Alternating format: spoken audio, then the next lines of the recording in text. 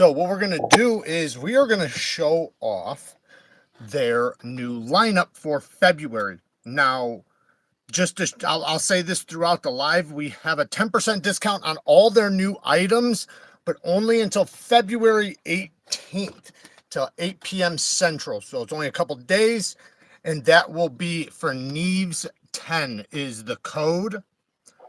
Let me make sure you guys can see me. No, I don't know yet.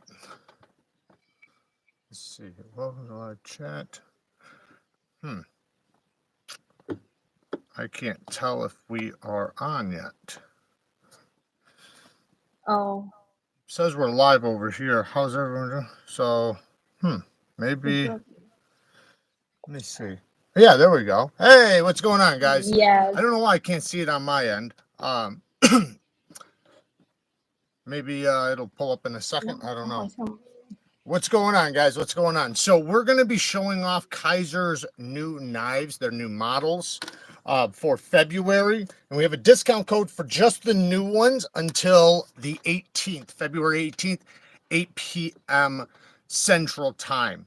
So if you were wanting to pick up one of the new ones, you can. I don't know why I'm not seeing this over here. You are good. Audio and video is great. Good. I appreciate that. I can't see it on my end though for some reason. I don't know why, but it is what it is. So we're just gonna work it out. We're gonna wait just a couple minutes and we're gonna start opening up some boxes. Mandy is with us from Kizer. How you doing, Mandy? Hi everyone. My name is Mandy, and I am members of Kizer Marketing Department. This is Joyce. Hello everyone, I'm Joyce. What's up, Joyce? Hope you can enjoy the live stream tonight. I know her microphone's a little quiet. She's trying to speak up so we can hear her. We're just having some audio issues, but we should be good to go. Here in a little bit, we are going to sharpen some of these knives. Things I want to show you guys with that. And I'm not sure which one we're going to sharpen yet, so we're going to pick one out as we go. Everybody's saying hi to Mandy. Shout out to Mike Emler. He posted a video of the Offender recently. Definitely go and check that out. Marine X has one going up tomorrow, and I think Metal Complex should too. Sausage 23 did an incredible video on it, so shout out to him too. All right, let's how many people we got in here? Okay, we got 68. Let's check out some knives. Are you seeing anything, Manu? Are you not seeing anything? Because I can't see anything on my end either. Can you see anything? I guess life happens. Same here, nothing happening. Huh. Let me see. Maybe that's... Hey, let us know. You guys can see us, right? Why is this acting like that? It's good. Okay. All right. Well, I'm just going to say screw it over here. This is on YouTube, right? This is so weird that I can't see it over here. Maybe, let me try something. Just give me 1 second, guys. I'm just making sure.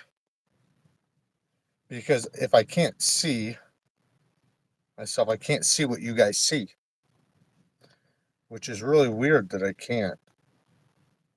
Oh, I think I found it. Got it. I got it.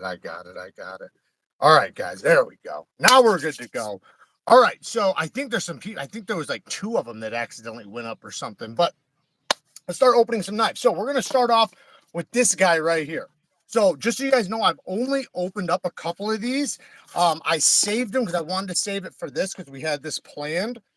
This is one that I did open, but some of these I haven't, so I have no idea what's in them. But this one is a little Kizer fixed blade. I'm not sure if this is DLC coating, but it looks like it, and it's 3V steel. Beautiful mirror polished finish.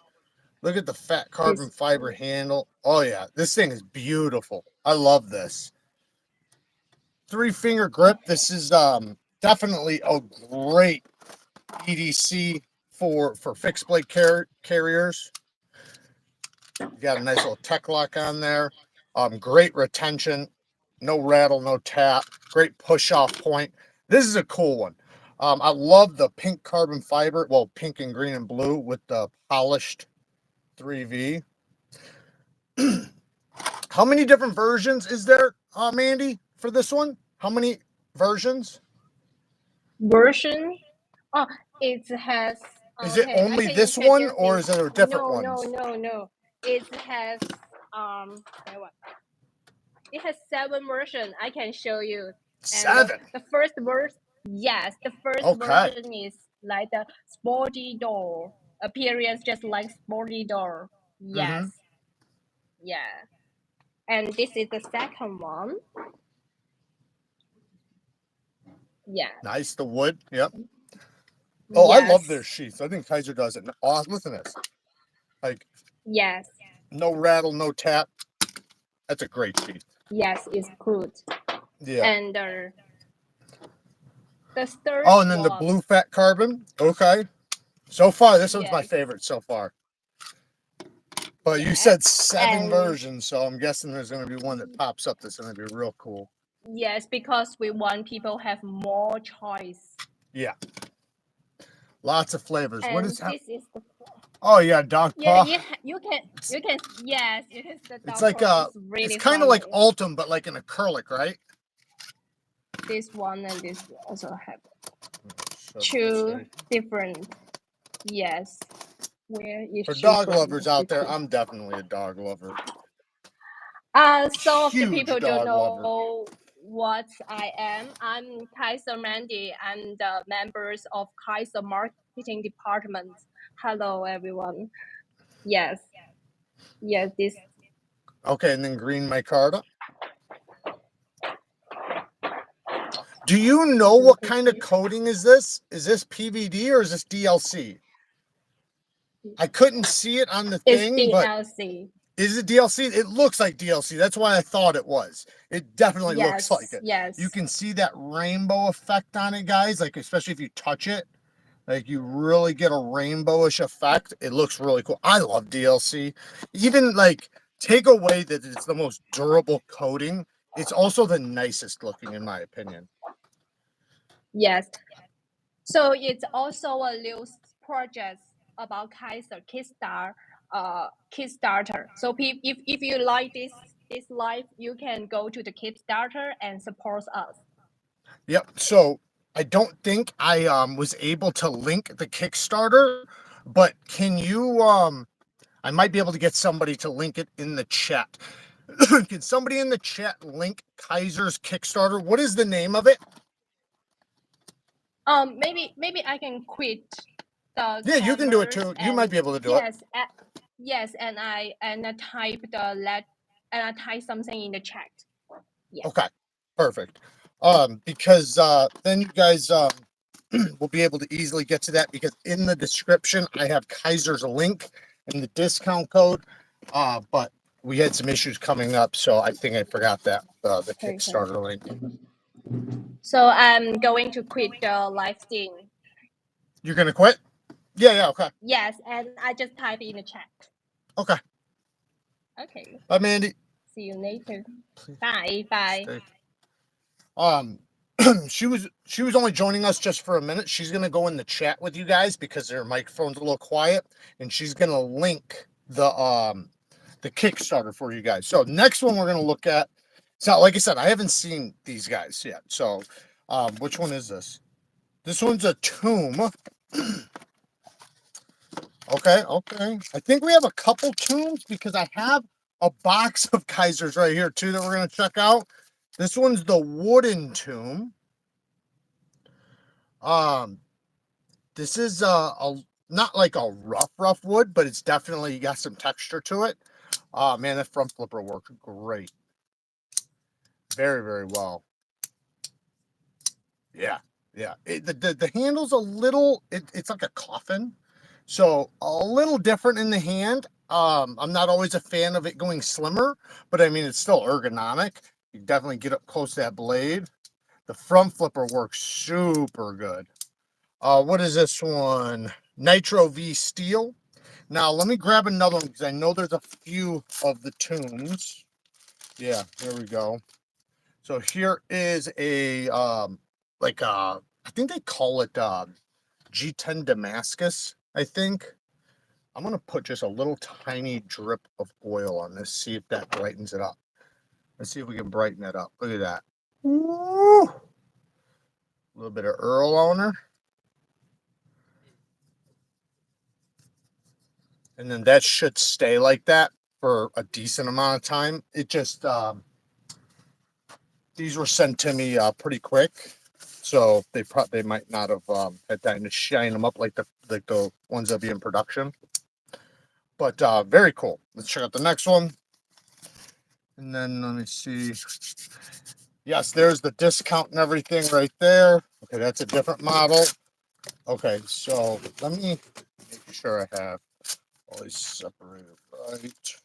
Okay, so here's another tomb. Oh, here we go. So now this one's in a, ooh, that one had a really nice detail. You hear that? This one's a aluminum handle. I like metallic scales.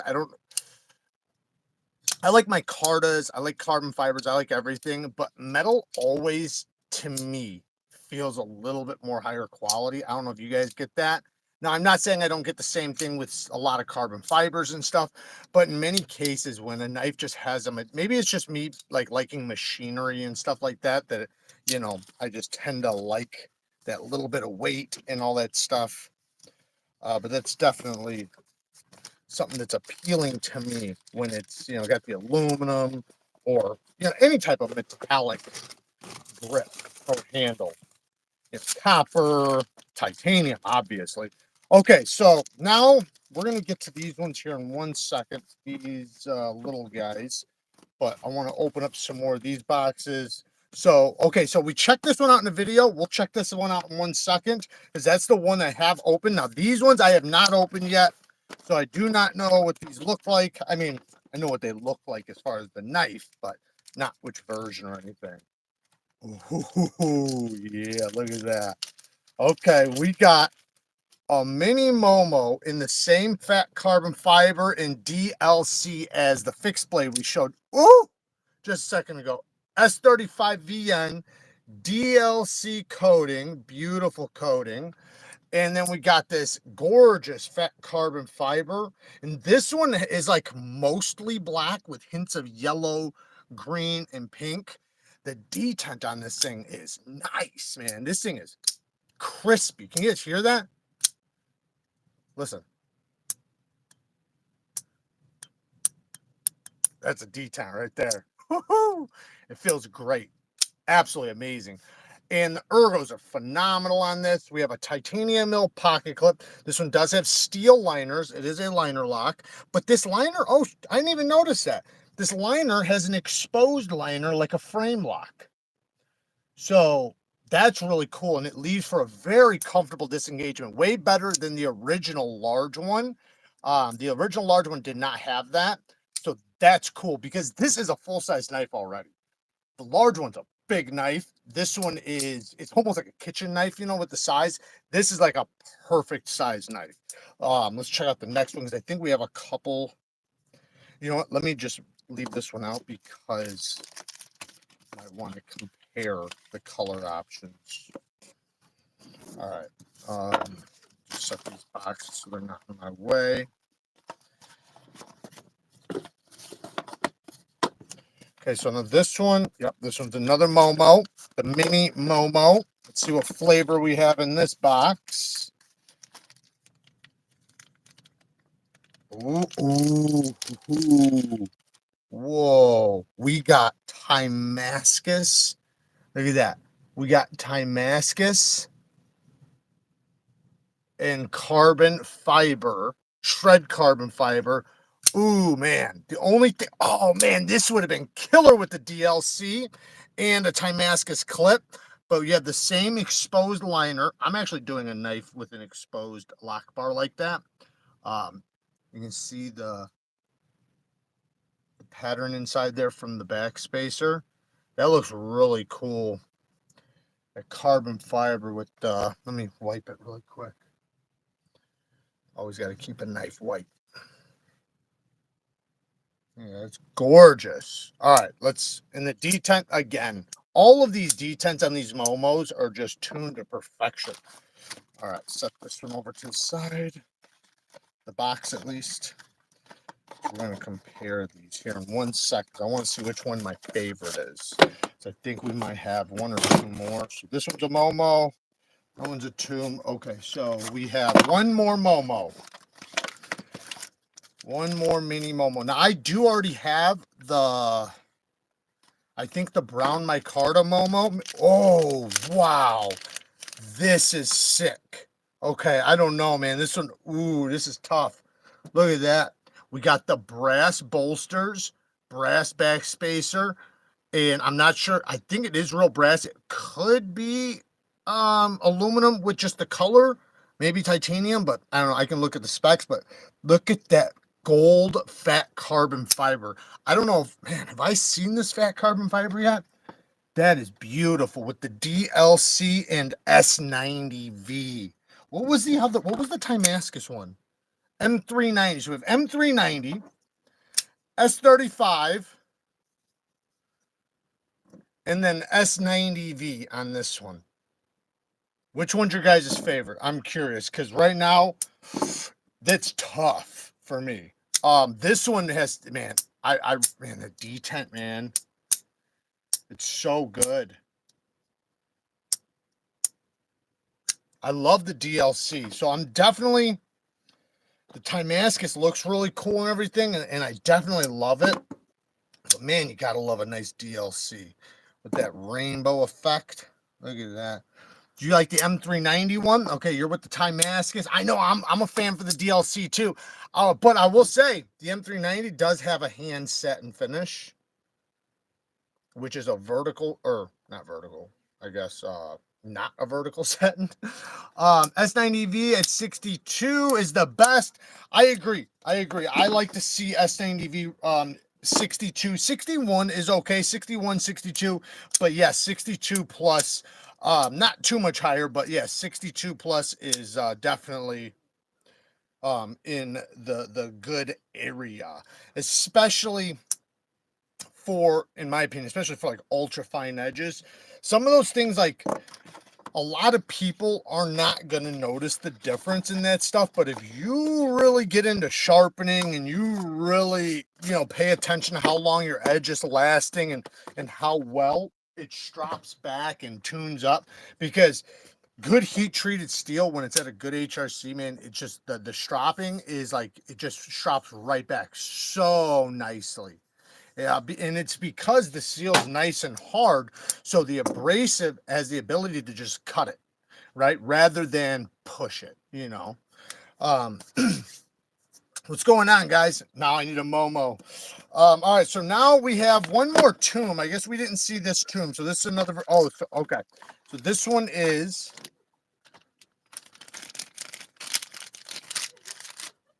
the Ultim version. And this one has a PVD coating. It's definitely not DLC. Nitro V. You got the zipper texture. And this one's got a skeleton inside. Look at this. It's a damn skeleton in there. Can you guys see that? Let's see if you guys see that. You know what? Let me go like this. There we go. See how it's like a skeleton in there? That's actually funny. Now this one's obviously a button lock. Let me turn this off. Front flipping action. So we already seen these guys. So we had the blue, the yellow, the blue. I think they're all Nitro V. Let me grab the other one. Okay, that's a different model. What was the other one? Set it over here. Oh, I left it out. No. Okay, so then we have the aluminum, this guy, and this guy for the tomb. And the tomb, it makes sense, the name, because of the tomb like, this one has a nicer sound too. The tomb like handle. Listen to the close and the opening. Okay, so now before we get to this guy, set this over here. We're gonna check out a couple other ones. So we have, let me just pull these out really quick. So we have two. Make sure I'm not mixing them up. Then this guy, I can't remember the name of this one. Hopefully somebody in the chat can help me. Mandy, what was the name of this model? It's very, very snappy. Oh, that's an interesting front flipper. I would have thought I might not have liked it, but I actually think I really like it. It's different because it ramps up like this. And typically when you see that, that's not going to work well. You feel like you're going to just slide off. But this, and it actually, you don't have to go all the way to the front. You can literally grab it right by the top. It works great. Really, really well. Nitro V, this is the bamboo. Okay, the bamboo. Let's check out the next one. So we have the yellow one. Black micarta. Yellow G10, also in Nitro V. Great access to the liner, too. They cut it out on the side. It is a reversible deep carry clip. And then we have the green micarta, also in Nitro V. This one's probably the one I would go with. The D10 feels pretty consistent on all three. Yeah. This one might be a little tiny bit stouter, but it might be just my hand. Now, but yeah, this one, very slim, very sleek. It reminds me of like, I always say this about these style knives, like a minnow or like a smelt. You guys ever been smelt fishing? Me and my dad used to go. Shout out to my dad. It's his birthday tomorrow. We're dropping the knife on my father's birthday. Rest in peace. We used to go smelt fishing when I was a kid, but illegally because you know, where we were fishing and stuff, you weren't allowed to fish. But you know, being on Lake Michigan, you know, you got all the rivers going to Lake Michigan, and like right in city limits, there's like these rivers that go into Lake Michigan, and we would go because the smelter's swimming upstream to mate.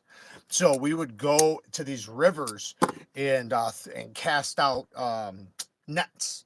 And you cast it out and you reel them in, and when you reel it in, you get a whole like thing full of smelt. Smelt are like, they look like a very large minnow, like they're like this big, but they're skinny, but they're delicious, absolutely delicious. Okay, let's check out this fixed blade.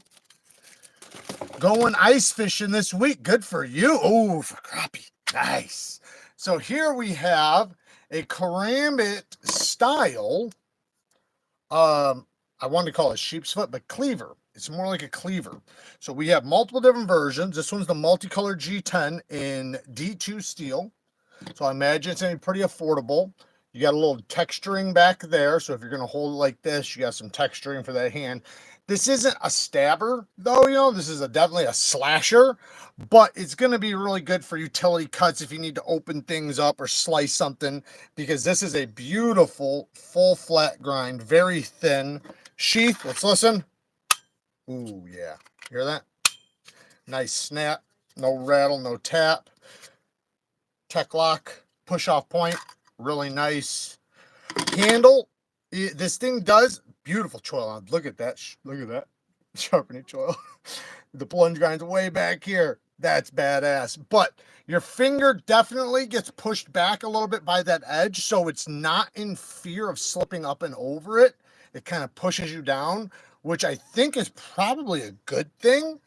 If you're swinging it around, you might catch yourself. But next one is a tan G10 one. This is, oh yeah, by the way, this is the Little Rhino. So just to show you guys a little trick, when you spin like this, right? You know, you spin like this and you catch it on your knuckle right there and you spin it back, right? Spin that way, spin back, and you catch it, right? Now to make it extend a little bit, what you can do is you can roll it around over this knuckle right here and kind of do a figure eight. So it looks like this. I'll try to do it slow. So it goes swing this way, And then I'll wrap it around that way and then back around. It's not much to it, but it feels cool. It feels cool. And it kind of makes the spinning a little bit cooler. We got green G10 and then burlap micarta. Really good cut of burlap. Let's do the oil on this one. Let's do just a little tiny little. So you see, look at that. Watch this. Ooh, look at that burlap. Oh, it's beautiful. So over time, this is the way it'll get from the oils in your fingers. Now look at this, from that to that. That's beautiful, right? Let me get both sides because that's just too gorgeous to not do both sides. Yeah, we're almost done with this side already. And then I'll wipe off the excess. Looking beautiful. Look at that. Way more richer. Blade steel, AEBL, burlap micarta. This one's so this one says D2. Oh, this one is AEBL. Sorry, this one's AEBL. AEBL. Why did this? These two were D2. Okay, so these two were D2. And then these two are AEBL. So AEBL is going to be similar to 14C28N. 14C would be an upgraded version of AEBL. AEBL is an extremely tough steel, has good corrosion resistance and good edge retention, and it's very easy to sharpen, very easy to strop back. It's very responsive to stropping and honing and stuff like that. So if you like a steel that will continue to come back very easily without having to do a full sharpening, AEBL is great for that. It's a steel that'll hone back over and over and over and over, and continue as long as you have a good edge angle on it, and you're not waiting till it's dead, to do it. Get it while it's still kind of sharp, and you can continue that sharpness for a very, very long time. And then even when it is close to dead, you could just take a quick honing rod, a couple passes, and bring it right back to life. What's up, Chicago? Chicago's in the house. Chicago 23, obviously local to me. Yeah, this is a pretty micarta, man. All right, so let's check out this next little guy, because this is one that we did check out in a video briefly, because I just had to show you guys. Then we're going to get to a little bit of chopping it. So this one is their dice. No, I'm just joking. The silver wing. We have the silver wing. Now this does come in a non-compound grind. So you can see this is a trailing point blade with a dual grind. There's some with a single grind too, where I'm not sure if it's all hollow or all flat, but it doesn't have the dual. So this has a compound grind, very thin hollow grind here, very robust flat grind up there, titanium handle, titanium frame lock, I should say. Look at that machining though with this screen. So that's for the air cooling, so it doesn't overheat like in desert areas and stuff like that, especially when it's going over 150 miles an hour. Want to make sure, it's got a nice cool air intake. Never know how fast you guys are going to be cutting out there. But it's ready. Nice thumb stud action. The thumb studs are large, and you can put a tritium inside there. And you can put a tritium here and inside. So you would put it elongated. I wish I had one here. I need to get some more. I just used my my last two tritium vials. You guys will be seeing it in what really soon. This lockup sounds great. Listen to it.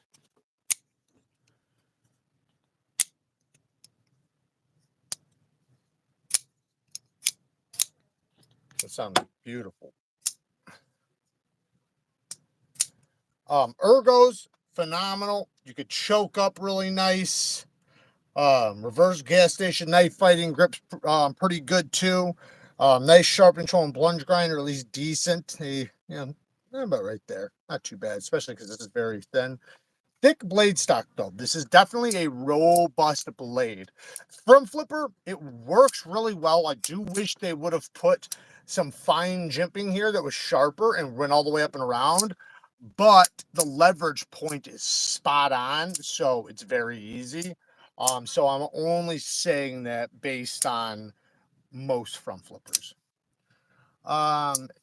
Did Off-Grid Knives discontinue their Cayman flipper? I'm not sure about that. I know they just dropped a new version of the Stinger, which is really cool. I got a couple of those.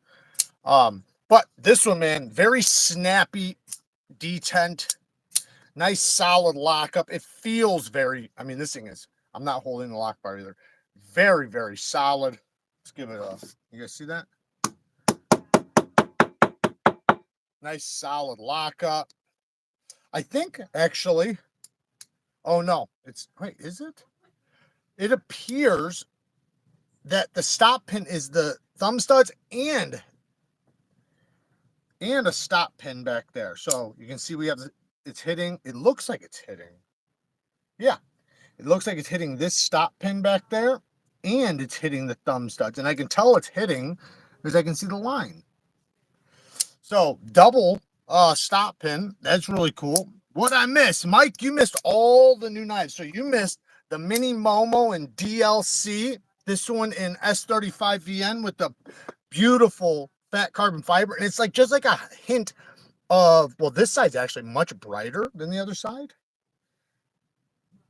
And these have the exposed lock bar, which is really cool. And then we have the DLC S90V with the bronze or brass and gold carbon fiber, and the carbon fiber in Damascus version, the shred carbon fiber, same exposed liner, and this one's with a hand set and finished M390 blade. Then we showed the bamboo, the bamboozle. We got 3 of these. The discount code for these is NEEVES10. Like links, well, I linked Kizer down in the description, but they got the Kickstarter. She's been putting it in the chat, so maybe somebody can copy and paste that and keep reposting it for me. Then we have the Tomb, and by the way, NEEVES10 until February 18th, so only a couple days, 8 p.m. Central Time, and it'll be done. Then we have aluminum, Damascus G10, and Ultim with the skeleton inside.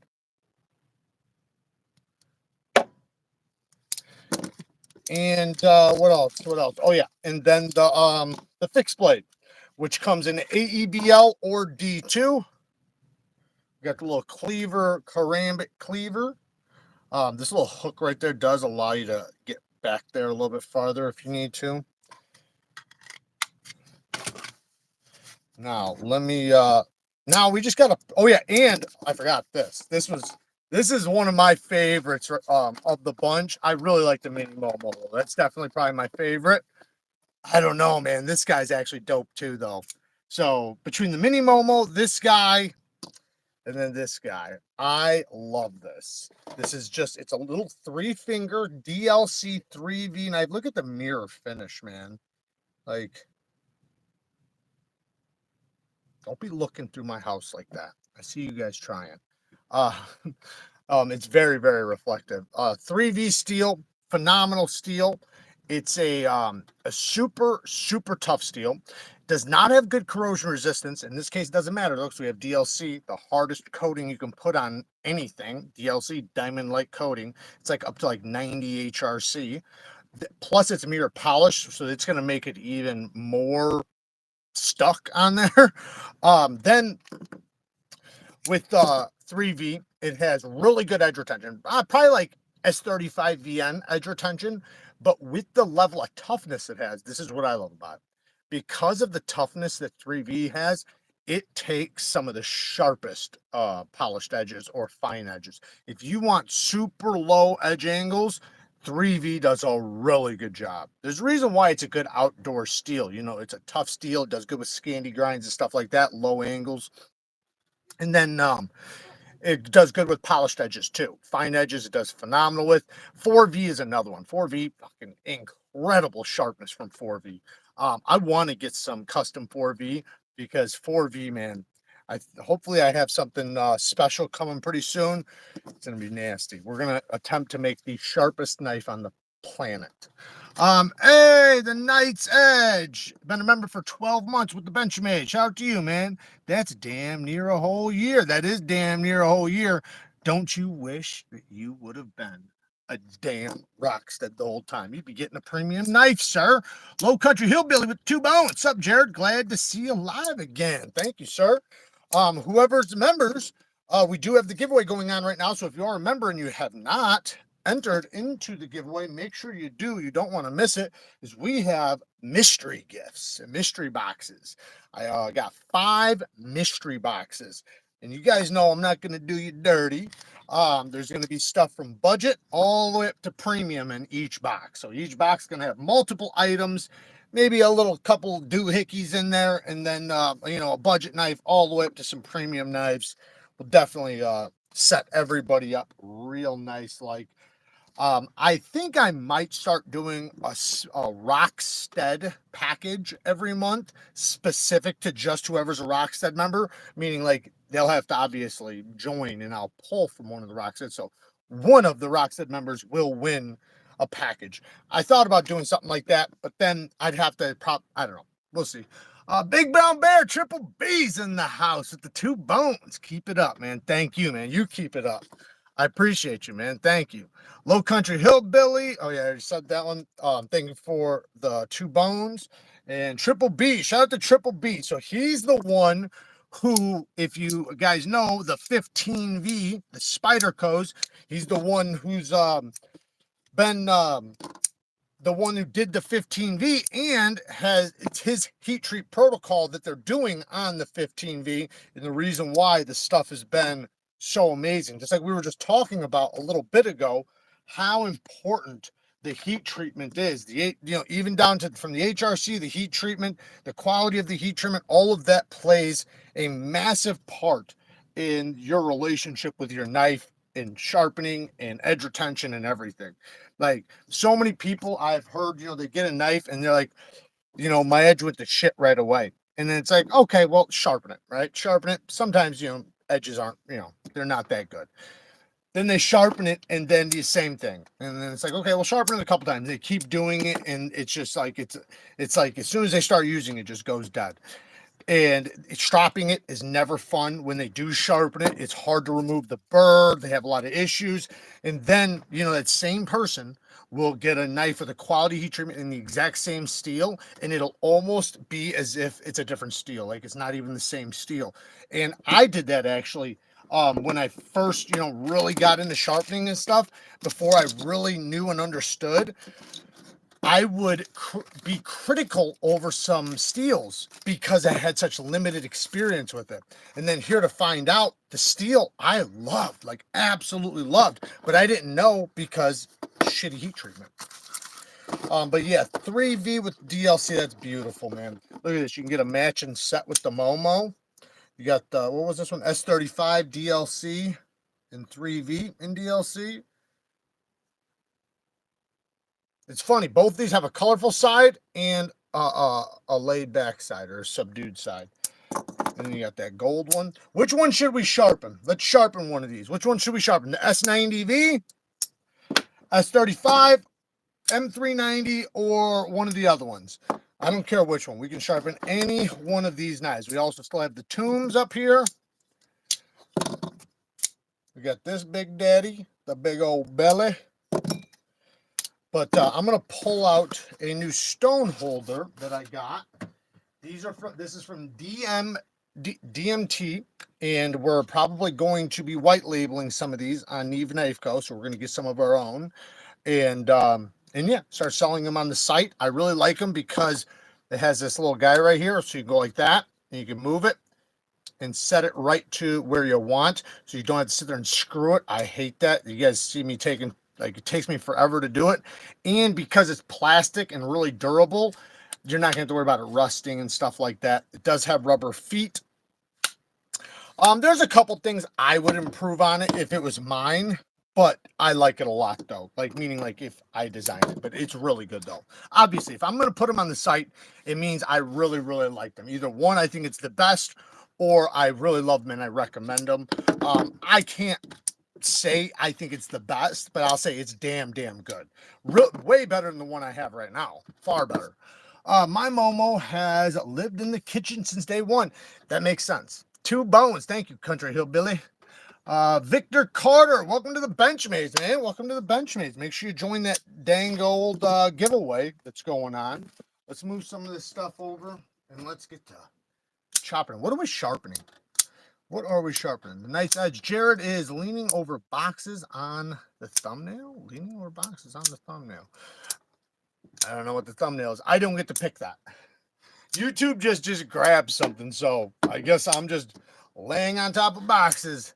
Look at how you can reverse flick that thing so easily. I'm going to leave these guys out because I'm guessing you guys are going to pick either that or this to sharpen. But I don't care which one.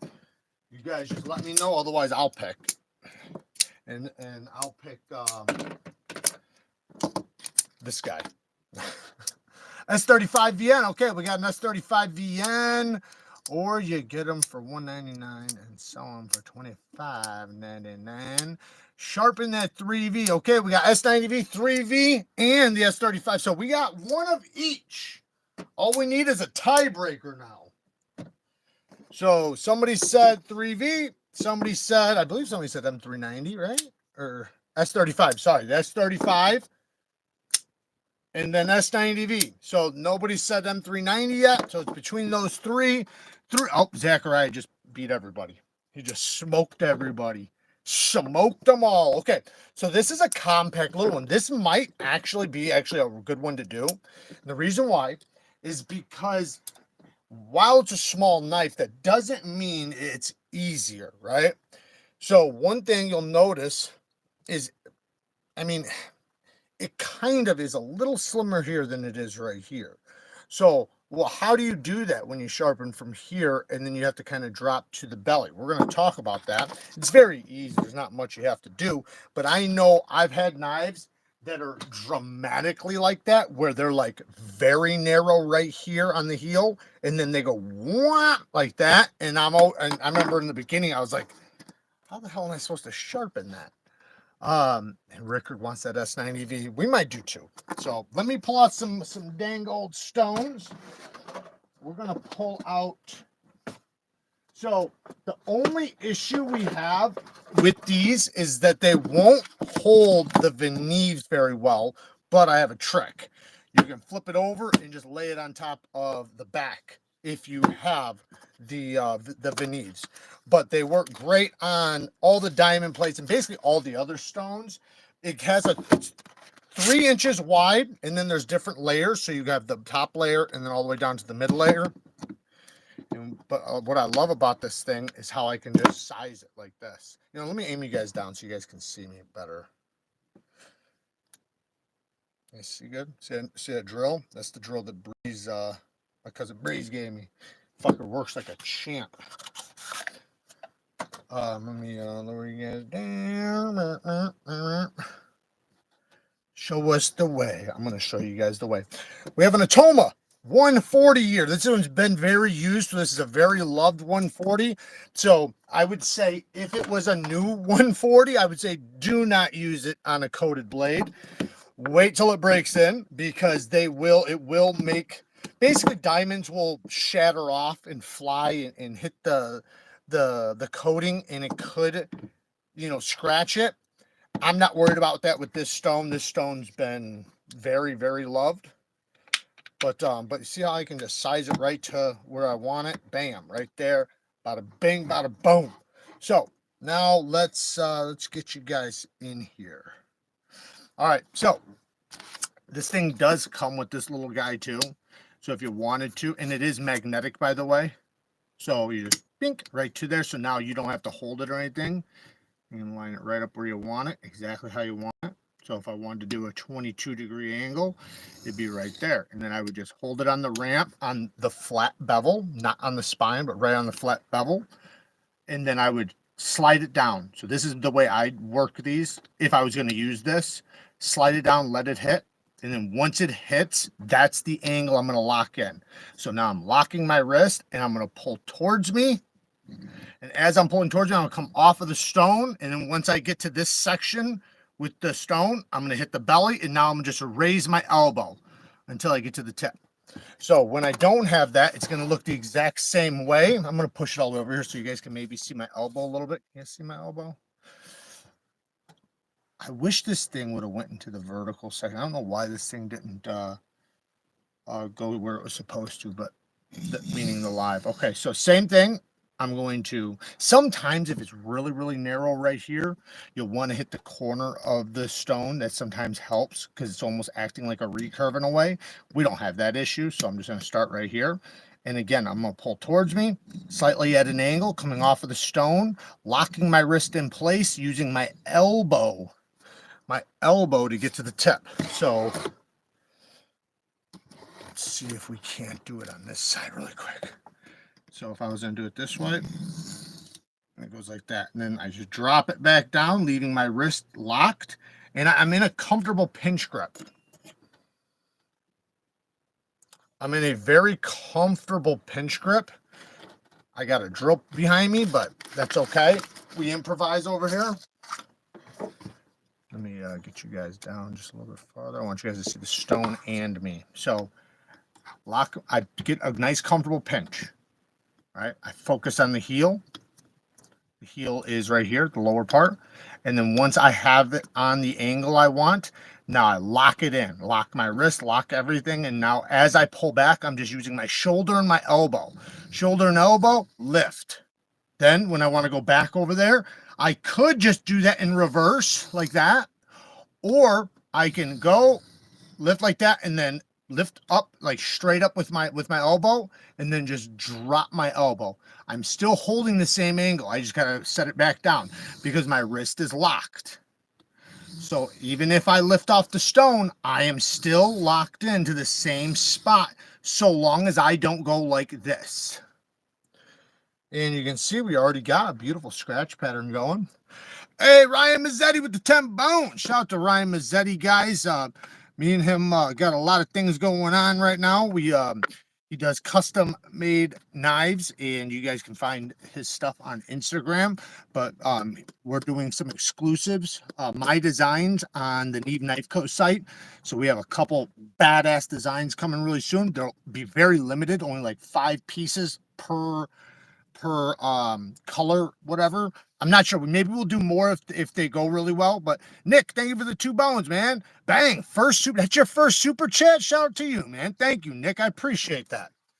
So let's see here. So we can do the same thing. Like I said, lock your wrist. And one way to really find your angle, it just depends, because like the angle, it's hard to tell you what to do, because if you want a much sharper edge than what's on the knife already, or what came on the knife, you might want to lower back the edge angle a little bit, meaning you're going to want to drop the spine, but you might want to match it, right? You might want to match it, or you might want it tougher. So it just depends. But one thing I will say is that this works out for me 95% of the time. Use the center of your thumb and just put it somewhere near the front, not all the way up here, but somewhere like right here in this area. Let me grab a couple knives so I can show you. It'll be the same. So if it was this knife, I would just go right there. If it was this knife, I would just go right there, right? Same kind of spot no matter what. If it was this knife, I would go right there, okay?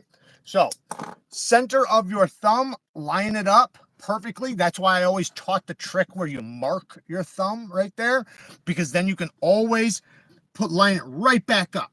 So what you do is you basically center your thumb, but make sure you're putting it at the exact same spot. So pick a spot on the knife. Don't start here and then go here and then go here. One spot. So if it's right there, make sure you remember exactly where that's at. So now I can lock my wrist, and now I have that angle. So now I know that this is a good angle for most things. I'm not going to say it's 17 degrees per side, or 17 degrees, but I'll say this, most knives that I do, it's around 17. I'm not saying it's perfect. Obviously it's not, it can never be perfect because geometry, different heights of blades, so on and so on, but it's always a good angle for me, always. And I also noticed for me personally, it's also an angle I can easily hold. Now you can take that line and move it over to this side if you wanted to. If you mark this, you can kiss your finger to your thumb and then look at it and then remark it. But you just thumb, lay it on the stone, find the center, focus at the heel, focus at the heel of the blade. And then as you start pushing, come off of the stone that way. As you come off the stone, when you start getting to the belly, when the belly starts getting close to the edge, lift up your elbow. You can just repeat that and repeat that and repeat. This is a beginner's trick. Like, obviously, I don't have to do that anymore, but it's a good way to just find your angle really quick and to continue matching it. So, like, if you had something like this, you already have that, right? This would be your thumb trick, right? Just using this guy. But if you don't have anything, sometimes you just want a quick way to know where is the angle. Make sure we're all caught up. Well, let it heal. It'll hold better if you don't. Okay. I like to do a little scrub. And what that does is in many cases, it helps you basically grind in the angle you're going to start doing. So I'm kind of like just like grinding it in, getting it like to a part to where it feels good, and then I start. You'll see a lot of sharpeners do that trick or do that, and it's just basically setting your angle at the heel where it gives you a nice good start when you start pushing. So it just makes it flow a little easier. That bevel looks great. A little bit at the heel, or sorry, a little bit at the top. So the back of the bevel, which would be closer to the spine, the back of the bevel at the tip right here is not getting hit. So this is the trick. When I'm not hitting that, right, I'm going to do everything the same. Lock in, but when I go across right here, as I lift my elbow and I get to the tip, once I get to the tip, once the tip touches the stone, I'm just going to go like this. Just that little tiny bit. See my pinky? I'm raising my pinky knuckle up just a little bit. And it's so minute, but that little bit, what it's going to do is just drop the angle right at the end. See, I did it right there. I'm going to do it again. You can't even tell I'm doing it. It's that little bit of a movement, but that little tiny bit will get the back of the bevel. So it's so tiny. So when you do stuff like that, just know you almost don't even want to feel yourself doing it. It's that little. You know, it depends on the bevel though and the thickness and everything. Okay, so we are almost done with this side. I just want to flatten the bevel up a little bit. And you can use your thumb like I am right now to balance going across too if you want. The only thing is that if you keep going like this, you will grind the skin off of your knuckles, especially if you have soft hands. We have a burr. You want to make sure we have a burr from heel all the way up to the tip, which we do. The burr is very important. I know recently I'm probably going to have to make a video on this. And listen, I don't want to bash these guys because I actually like Montana Knife Company. So if I do a video showing their sharpening and showing what's wrong with it, it's nothing against them, right? It's literally me just hopefully helping or just trying to show them, because they had a guy, whoever's their sharpener, leaves the burr on them. Like literally leave it. Doesn't make any sense. Now somebody asked me, well, could there possibly be a reason, right? Because they say because it makes a toothier edge, and they're like, well, is there some reason that it could possibly? And I was like, there's absolutely zero reason to leave a burr. The burr is, you want the burr gone. The burr is just developed steel that you've removed, right? It's not doing anything. It's kind of like if you whittled a stick, right? And you're trying to get to a sharp tip, you know, and you got right at the tip, you'll have that little skinny little piece of wood that's still there. That's not going to do anything for your spear, right? No, you want to cut that off. You want a nice acute point. Same thing with an apex. The burr is just an accumulated steel that's been removed that's still just hanging on. It's hanging on, and it's hanging on for dear life. It's going to come off, whether it comes off through cutting or whether or not you remove it. But if it comes off through cutting, you're going to get micro tear out. Because you don't know how strong the burr's hanging on in certain areas. Some areas will come off easy, some areas it's not going to, because it hasn't been fatigued yet. It hasn't been fatigued, it's just been developed. And the guy straightened it. So he made a burr on this side, made a burr on this side, and then took the burr and straightened it. There's absolutely no reason. If you want a toothy edge, if that's your excuse, make a toothy edge. You make that with the microscopic serrations on the edge, not with the burr. The burr gets removed and it reveals the toothy edge. So I just can't grasp what that could do, or where they would even get that information to think that would work. But I also understand that not everybody understands sharpening at a microscopic level. I know they're a knife company. You'd be like, well, they should. They're a knife company. Not really. Just because you make knives or design knives and have knives made or whatever, that doesn't mean you're a pro sharpener, right? So I do not hold anything against them. Hopefully, if I do make a video responding to that, hopefully it just helps them. Hopefully it doesn't turn into something shitty, because I don't want to make it like that. We're like toothy. Gotta run, my wife. All right, Ryan, take it easy, man. Take care of the fam. I do not like them. Okay, I'm sorry, but there's no reason for subpar knives finishing and sharpening, friend. I can't debate that on you. I can't debate that. I just mean, I like that they do slicey geometry knives. I love the knives with their fork. They're for like hunting and stuff like that. And I like that they are actually made well for that purpose. Now, like I said, I can't debate you on the sharpening, because like I said, I'm against that too. But I don't know. Chris Hines, do you freehand or do you use system sharpener? All right, so we got a burr right here. So what I'm going to do is, my burr is very small. Normally I will flip my burr by doing one reverse pass. This is a very toothy stone. We're still going to move on to another toothy stone. So I'm just going to just let it kind of rip off, because we're going to develop another one throughout the next stone. So same thing. I just want to lock myself in. This thing does have these nice little chamfers right here, so it actually feels kind of good to pinch like that. Focus at the heel, grinding it in, setting my angle just a little bit, and then now I'm ready to go. Locking my wrist using my elbow. So now when I pick up, I do not have to worry about I'm losing my angle, because my wrist is still locked. I just drop my elbow and lay it back down on the stone without moving my wrist. Same angle.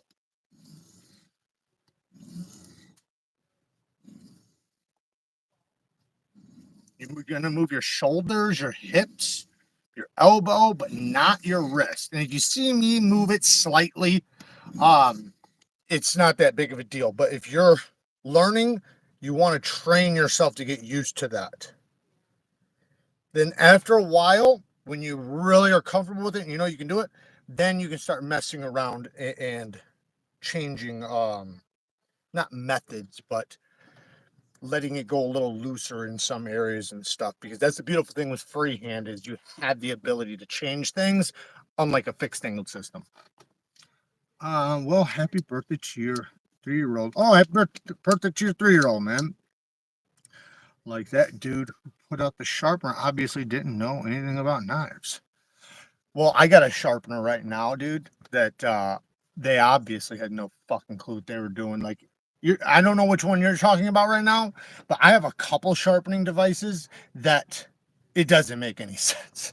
It does not make any sense. Whoever developed it, like, literally, it's a cash grab, because they know nothing about sharpening. I have a couple of them like that.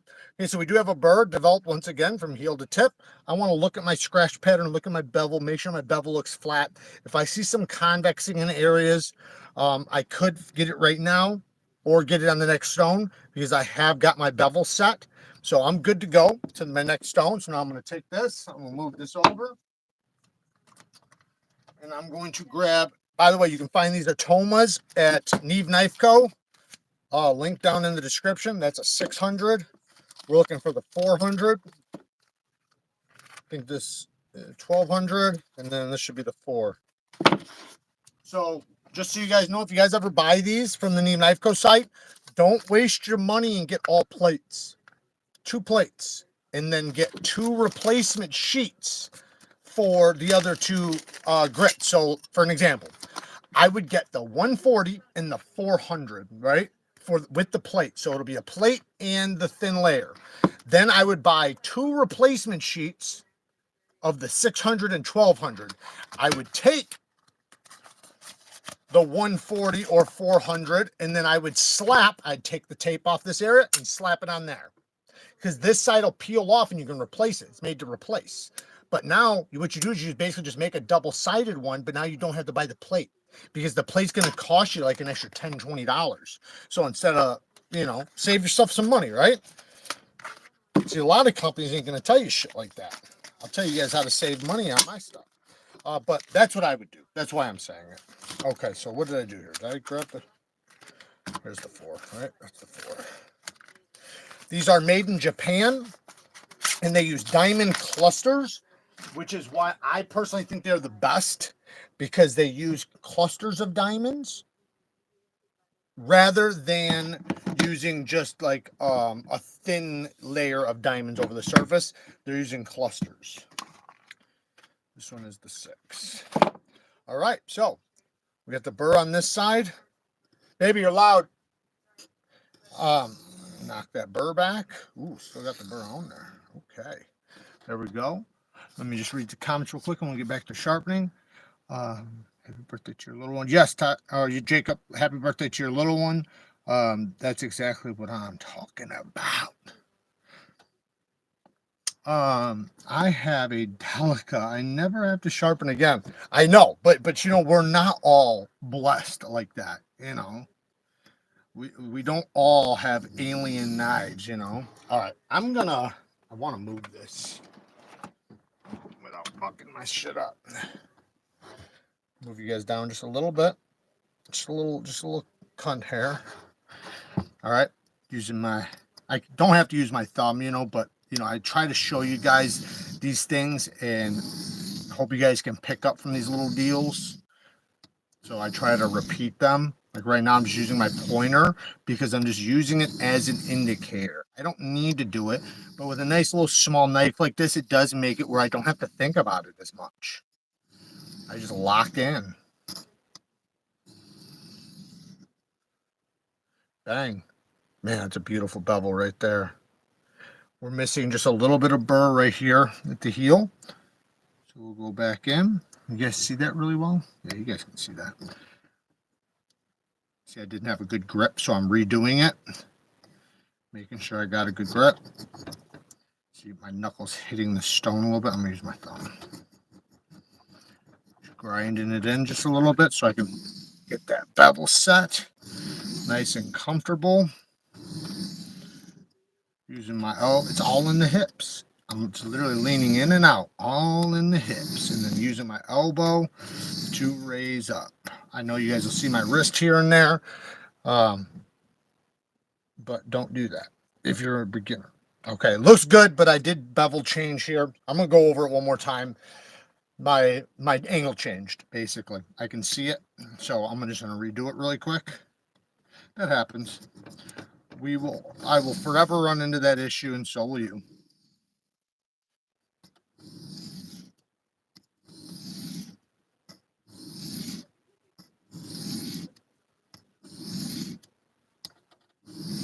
That felt good. Beautiful. Beautiful burr, too. Let's see this burr. I want to see if we can see it.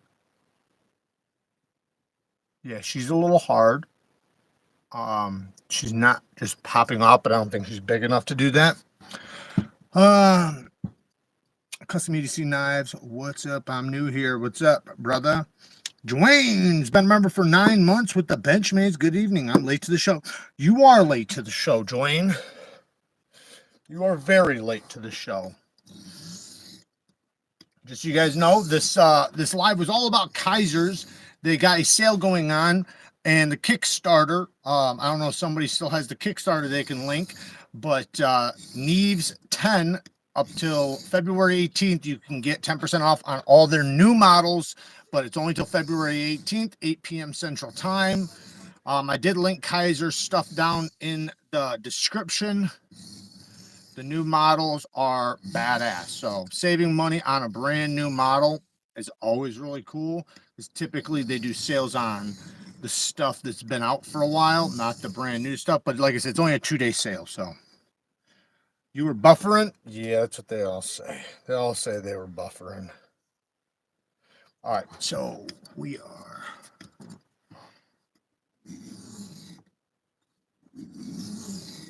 Now, typically, I like to take 3V to a mirror polish. I don't think we're going to do that in this case. Just because this knife is so small and I get carpal tunnel, I don't want to spend too much time holding this little tiny handle. Ooh, but I did mess up my bevel though, so I got to fix that. So, I could take one of the other ones and do it. 3V is the one I'd want to though. But I just, man, my wrist and my thumbs, my hands would be shot by the time I get to a polishing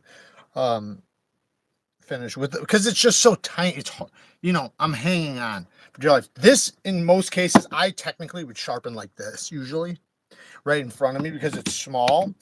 But I don't like. I like to teach that way too. I like to teach all ways of sharpening, but I got a little convexing, but it still looks really good. We're gonna move to the next one.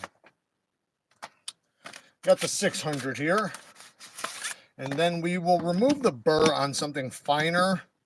I like to go with a fine edge typically with 3V, but like I said, I just don't want to. The burr's too small to really get ripped off like crazy, so I'm not flipping it. Typically, I will flip my burr over before I start my passes.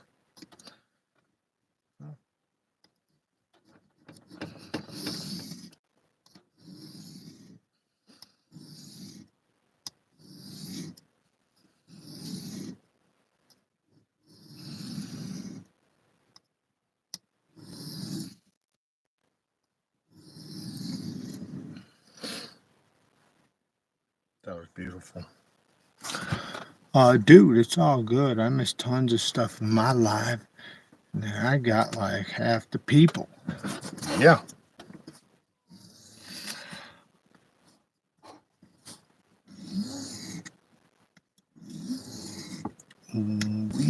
Yeah, this 600 feels really good on this knife. I can feel, I could tell I got into some good steel. And one of the ways you can tell when you get into some good steel is your knife will go from like feeling like the diamonds are grinding into the steel versus sliding. Like, think about taking a knife to a piece of wood and then changing it to a ceramic plate. One, it's going to just slide, right? The other one's going to bite into. So when you have a burnt edge in some cases when you're sharpening, it'll feel a little bit like you're grinding it off. And then all of a sudden, you might get into some steel where it almost feels like it skates across. In a lot of cases, that means you're getting into good heat-treated steel. Now, that doesn't happen every time you sharpen, but it can happen. It felt like it happened here. All right, so I kind of want to go to the 12 just because of the steel. We're going to go to the 12, and then we're going to call it quits on this knife.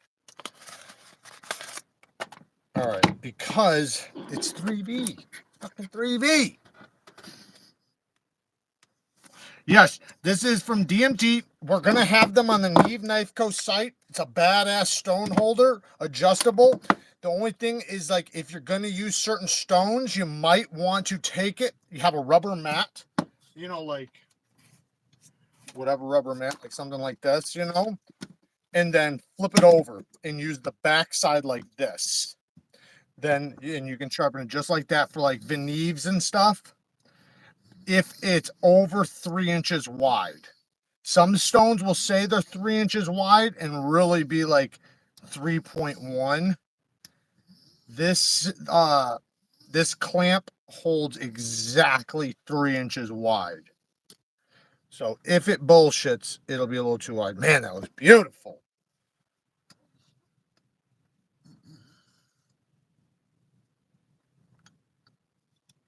Get it right to the edge. This is actually easier on this side right now.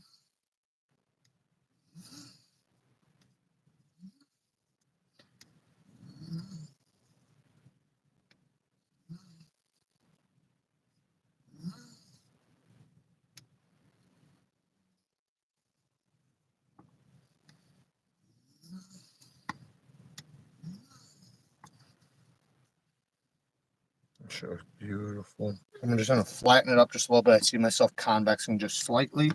It's probably because of that lean.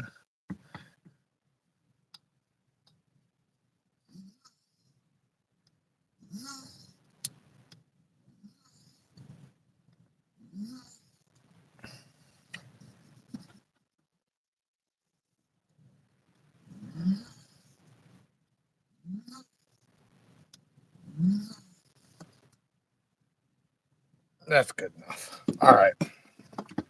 Now, instead of, I need a little bit of burr up here really quick. I just want to make sure I hit the tip with this stone. So 1 second.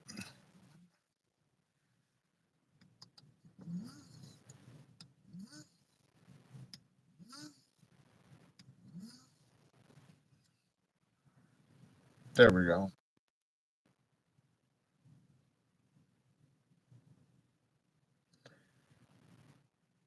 Feels like it hit it. All right.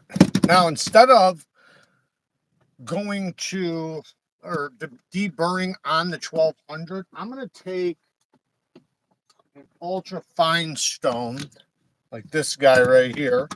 This is a Veneve. And I'm just going to, that's just soapy water. All I'm doing is basically stropping on it. That's the idea. I'm fatiguing my burr back and forth like a paper clip, folding back and forth until it snaps off. Okay.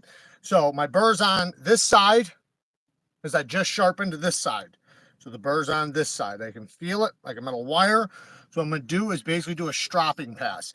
Now, the angle is not extremely important. You just want to make sure it's either the same exact angle or slightly higher. But here's the thing. It would matter being slightly higher normally. Just don't put pressure, right? If you put pressure, that will matter. So as long as you're literally using like the weight of the knife, you're only hitting the burr. Just fatigue the burr. Do not allow the stone to grind into your edge. You're just allowing the burr to snag the stone. Think of it literally just like that. This stone is just snagging the burr off. So I just want the burr to basically hit the stone and get pulled off. But I don't want what's underneath the burr to sit there and grind into the stone. And then I'll do a couple forward passes after I feel like it's mostly gone. And I'll check it. I can feel a little bit at the tip.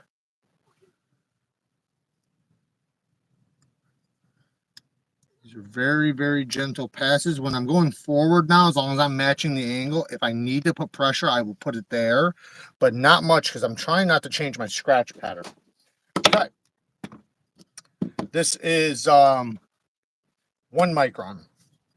Oh, by the way, guys, holy shit, man. I slept on the 1/2 micron. I'll be honest. I slept on the 1/2 micron stroppy stuff. I am absolutely in love with this pink stuff right now. The pink 1/2 micron. My goodness, does this shit. This is, I don't know if there's a concentration difference between these. This might be the most concentrated one.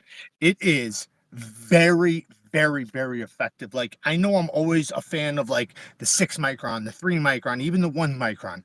That 1/2 micron might be outpacing them all, as far as just doing everything well.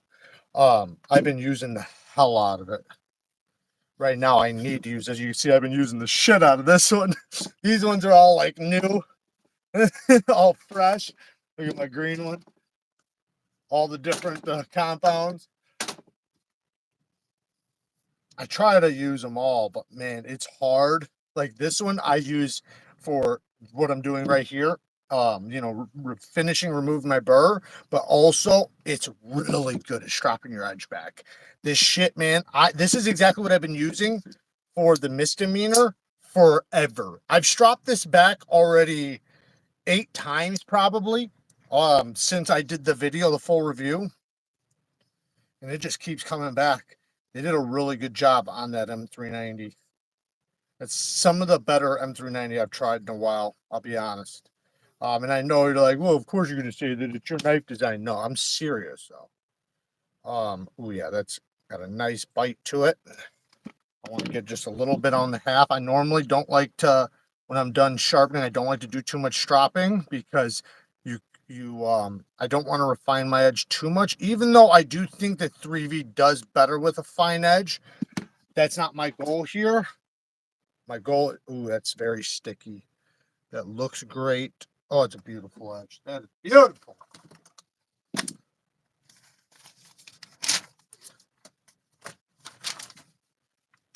Look at that.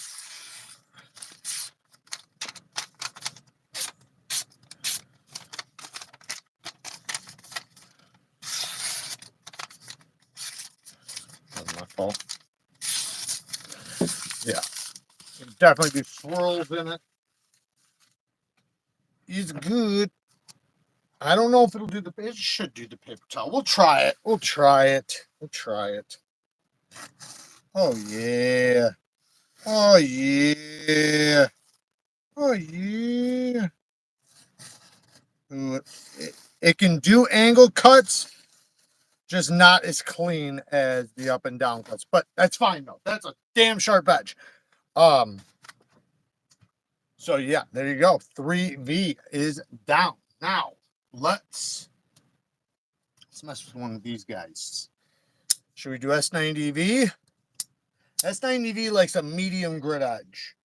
What else do we have? S35. S35 likes a medium grit edge, and then M390. M390 likes both. It just depends on the heat treatment, the HRC, and so on. It likes a nice fine edge if it's hardened like really well. Like, will you do the Knight's Edge live stream Saturday? Yes, I will. Got altered in a hotel. What? Doing knife exercises. Oh, that's hilarious. Got altered in a hotel room. Started doing knife exercises without my regular. Used a cold steel raha. Stuck it in the bone, left hand. That'll happen. What are you carrying today? So I bet, listen guys, I promise you, I did switch to a different knife because I need to test other knives. I'll be honest what I switched to. I switched to this new Magna Cut Recon M1 made in Italy, but I've been carrying this. I went back. I literally said I got to carry something else. So I carried this, and then I did carry one other thing that I'm going to be, fuck it, I'll reveal it now. Shit. Wait, no, is it out here? Is it out here? Oh, no, it's not. So I would have revealed it, but I'll give you a sneak peek of his old one. So this is the original Steve Kalari custom from Blade Binge. There's a new version dropping here in a couple days, and I was carrying that and I broke down a whole bunch of stuff. But man, I went back to the knife, man, just because when I've been doing, by the way, I've been just killing boxes. Like I've been basically going through the entire place and organizing, restructuring everything. I do this like every year, and I'm reorganizing, resetting up, and I got like 1,000 boxes. We get so many packages, guys. So I break down boxes just regularly, a ton. But I save a lot for storage and things like that. But then sometimes I'll need to empty them. I have beyond way too much cardboard right now, all cut up, way too much for them to even take. They'll take my entire bin plus an entire something else full. I got that, and I got more. That's how much cutting I've done. So I went back to this guy. That guy, I'm telling you, man, it's a champion cutter. All right, so we are going to go to S90V. Now, what stone should we use? Should we use the Atomas again? Because the Atomas are the fastest cutting stones. These guys are going to be the best cutters when it comes to diamond plates. We do have some bonded stones. I even have some metal bonded stones we could use from USA Market. Who makes any S90V knives at even 62 HRC like you're saying, let alone like I've never seen 64.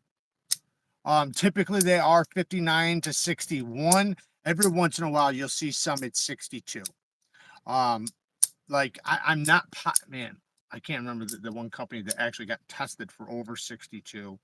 Was it Remet? But anyways, I'm not sure, but I think Spyderco might do their 61, 62. Okay, so, but typically it's going to be custom. That's where you're going to get it from, not from production. A lot of steels are going to be like that. If you want to get the great heat treatment with the great steel or great HRC, you got to go custom. This is the S90V DLC. Let's get it. So we're starting with the 140. You guys didn't tell me to use any other stones, and this is the fastest cutting. I did just order that M399 from Amazon for 16 bucks, but I don't know if it's real or not. M3. Not sure what that is. All right, so let's check the plunge grind really quick. So being a DLC, I want to make sure I'm not going to hit anything right here. I don't want to fuck anything up. The plunge grind ends about right there, so it does give me a little bit of life to sharpen off. I just want to make sure I don't grind into anything. So I'm just looking at my distance right now, and I'm moving it back and forth and making sure I'm not hitting anything, making sure I'm clear right here. How much room do I have before I hit it? So I got plenty of room, right? That's what I'm checking. Now that I know I have plenty of room, I'm going to do my thumb trick again, or I could use this guy. Or I could literally just not do anything and just hold it and grab a comfortable grip. Not up too high. Not up too high. Not too low. Just right, right? So the lower you are, the closer your spine is to the stone, the longer it's going to take you. But the sharper the edge will be. The higher you go, the faster it will sharpen. But the tougher your edge will be, but less sharp. So I want to go right in the middle ground because I want very sharp, but I also want to preserve toughness, and I don't want it to take fucking an hour. But I also like doing, by the way, an angle that's natural to me. Like, that's why I say the middle of the thumb, man. It's just so natural to me to use, and it works good on like everything. But not just that, but like when I go to strop, hone, all that stuff, it's a natural angle I'm good at holding. And that's why I encourage you guys like to grip the knife in a comfortable place. If you're going this way, grip it in a pinch grip really nicely. Make sure you're in a comfortable place. Make sure you can repeat it over and over, because then when it comes time to strop or hone, you're just naturally going to have that position in your hand because that's what's comfortable to you, right? Same thing with this one. I'm going to place my thumb on the spine, and I'm going to hold like this. Now, where does it feel comfortable? And wherever that feels comfortable, really good at, where I feel like I could hold it like this for a very long time. No matter if I go forward or back, I feel like I could hold it there. Now, if I move my elbow, I can hold it in that angle. So that's where I'm basically going to go. You just want to make sure, like I said, it's not too high, not too low. This has got a very long tip on her.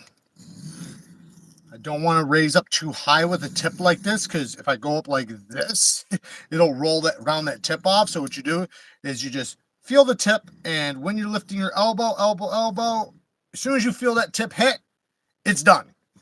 That's the way tips are. You do not have to go crazy with tips. Tips, it's right when you feel it, bam, done. Done.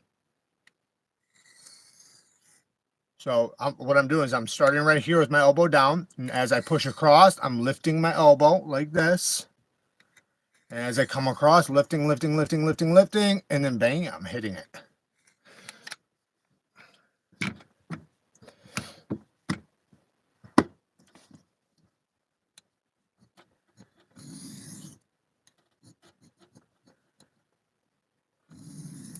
I don't want to block you guys from seeing.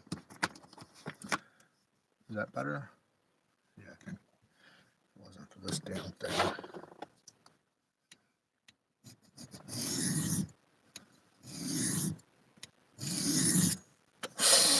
Now, I did a few more passes than I probably should have without looking at my scratches.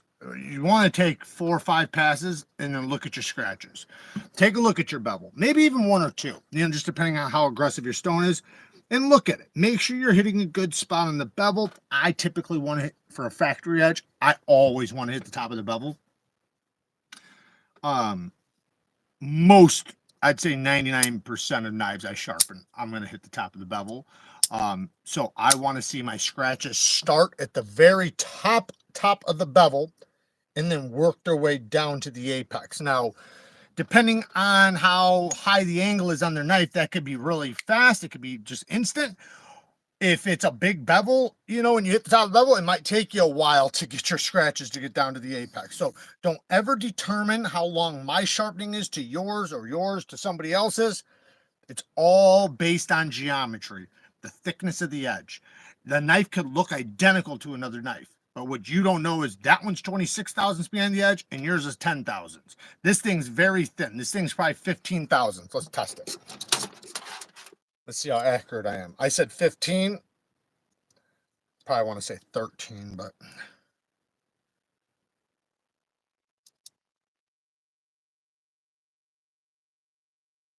$15. 15. Oh, I guess I should have showed you guys. I just went to 14. Now that will get a little thicker when you remove steel and your bevel's bigger, because you'll be measuring at the top of the bevel, which will now be higher. This damn thing's in the way.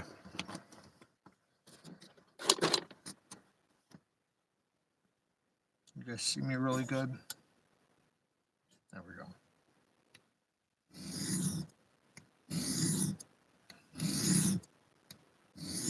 Starting at the heel, always start at the heel first.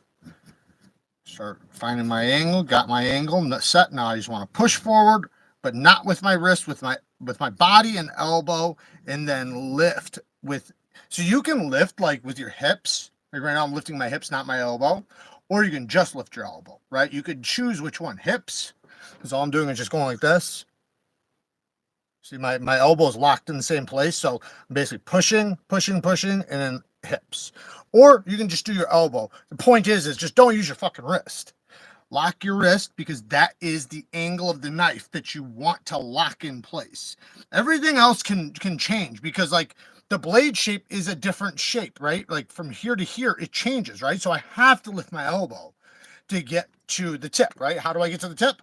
I have to lift my elbow, right? I could lift my wrist, but now I'm changing my angles. So I want to lock that part and just use my elbow to get to the tip. Let's look at our scratches. Scratches look beautiful. We do not have a burr quite yet though, but it's almost there. The scratches are like about to hit. Within a few passes, we will have a burr. We'll do a few extra because I can see near the heel we missed some. Knives Fast with the 5 bones. What's up, brother? Shout out to Knives Fast. Definitely go and subscribe to his channel. Appreciate the 5 bones. Go give him some love over on his channel. He has an awesome channel. Really cool content over there. And he designs knives as well. So he's got some really cool knives. I got a few of his knife designs. Every single one of them have been awesome.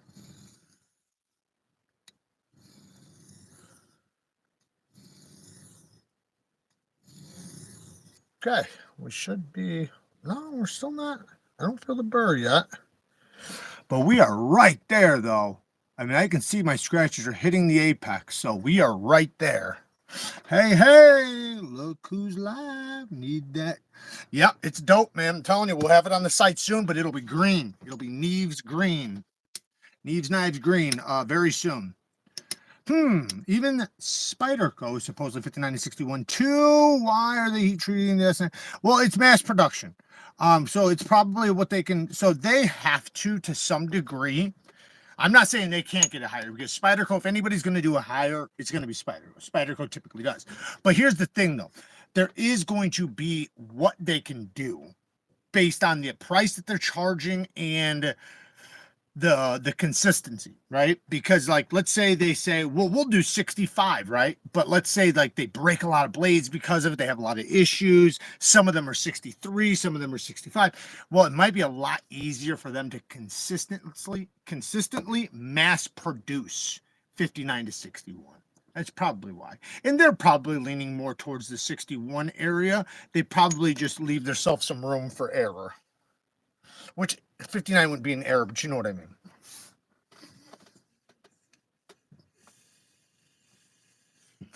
My choices, I typically like 15 to 17 degrees. 15 degrees per side or 17 is typically my go-to, but it depends on the knife. Like thick-ass knives, I'm going to go like 25 degrees. It just depends. So like folding knives that are thin, I go 17 to 15. Just depends. Spydercos, I like 15. My edge, my knife here, I did 15. My misdemeanor, I did 17. So it just depends. I did do some with 15 though too. Also, with their naturally thin blade geometry, they probably have to leave the steel a little bit tough. Well, you know, the hardness adds that too. So one thing that's really good with the higher HRC, which I know S90V is not a tough steel. It's not a strong, tough steel.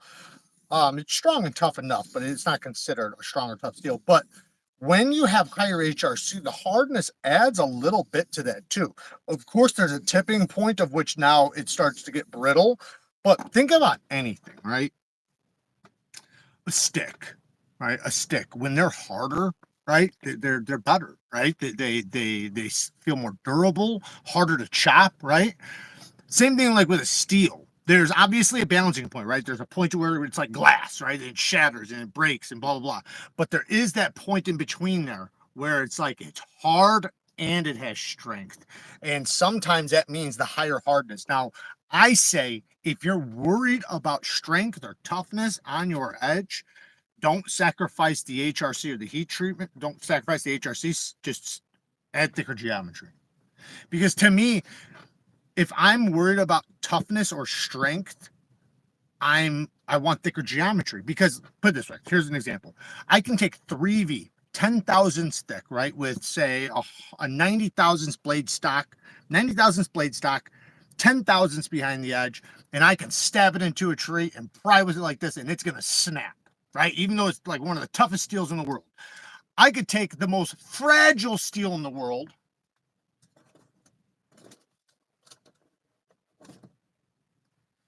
and give it this geometry and stab it into a tree, like literally Rex 121, and it's not going to break, right? Because it's just the geometry, right? Same thing with the edges. Yeah, we got a burr now, and it is pretty much heel to tip. Yeah, we got heel to tip.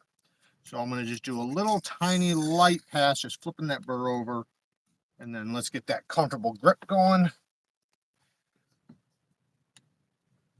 Watch it at the heel right there. That's where we want it. We're going to look at it though, because I want to make sure, because sometimes my feeling from this angle to this angle can be a little off. In a lot of cases, now this is going to change for you just like it has for me. Like sometimes I'm dominant one way, and then 3 months later I'm dominant the other way, meaning I'm just better one way or the other.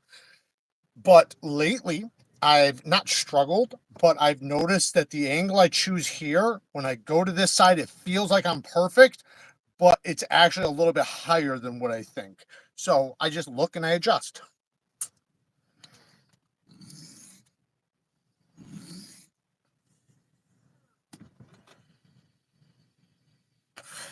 Blade stock thick, can 15 handle stable. If blade stock thick, yeah. It depends. Well, if the edge thickness is thick, so the blade stock can be thick. It depends on the edge thickness in the geometry of the blade, because what if it's a thick blade but then it has a deep hollow grind and it's only 10 thousandths behind the edge? Well, then it's still probably going to break if you're prying staples and shit. But there is a point of which, like a 20-degree edge bevel, and if you go watch Alex's channel, Outdoors 55, shout out to him, go and subscribe to his channel. He just was showing how different angles will take impact so much better, like a 20-degree bevel, and we all know this, right? But it's good to see it in action. A 17-degree bevel hammering through a nail is not going to do as well as a 20-degree, and then a 22-degree, and a 25-degree, and then there is a point of which, like a 25-degree is not typically going to chip. And in many cases, even with a little bit thinner geometry, it's not going to. But especially if it has robust geometry. Not sure, even Triple B cutting some African dark wood that was super hard and 0 edge damage, all in the heat treatment, I imagine, and geometry. Yes, absolutely. Absolutely. Yeah, that shit is hard, that wood. You can hear it. It sounds like he's carving bone with that wood.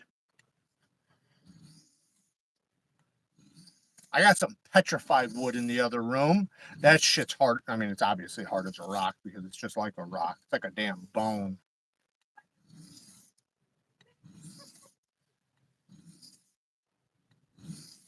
You guys see that good? Am I blocking with my arm? Can't tell. Yeah, I probably am. It's looking great, though. Oh.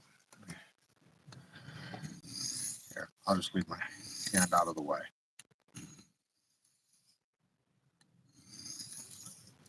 I like using the other hand because it does help me maintain control of the angle. If you're really good, you can do it one-handed, though. Now, if you're holding the stone, it's easier because you're manipulating both.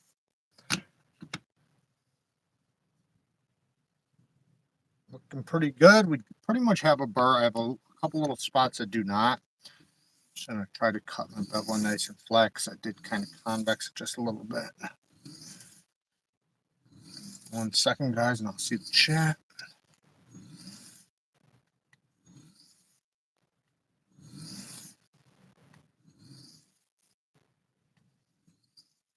All right. Yeah, that looks beautiful. Triple B, you ain't hibernating. Is he still in here? He might have dipped out. Average Mountain Bear. Hey Jared, is it bad if I can visibly see an uneven bevel on my Delica? No, it won't affect cutting performance, really. You're really not going to notice it there. You're not going to notice it, period. It's going to be more of a visual thing.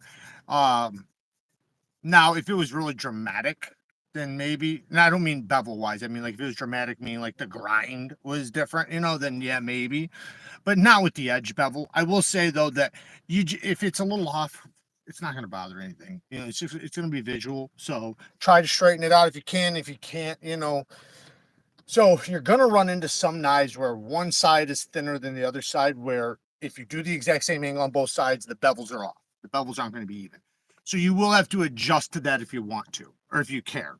So meaning, like, if one side is different than the other, even though I'm doing the same angle, I'm going to change the angle appropriately to match, whatever that means. So meaning if it's smaller on this side and I want it to be bigger, I'm going to drop my angle on this side and then leave this side the same.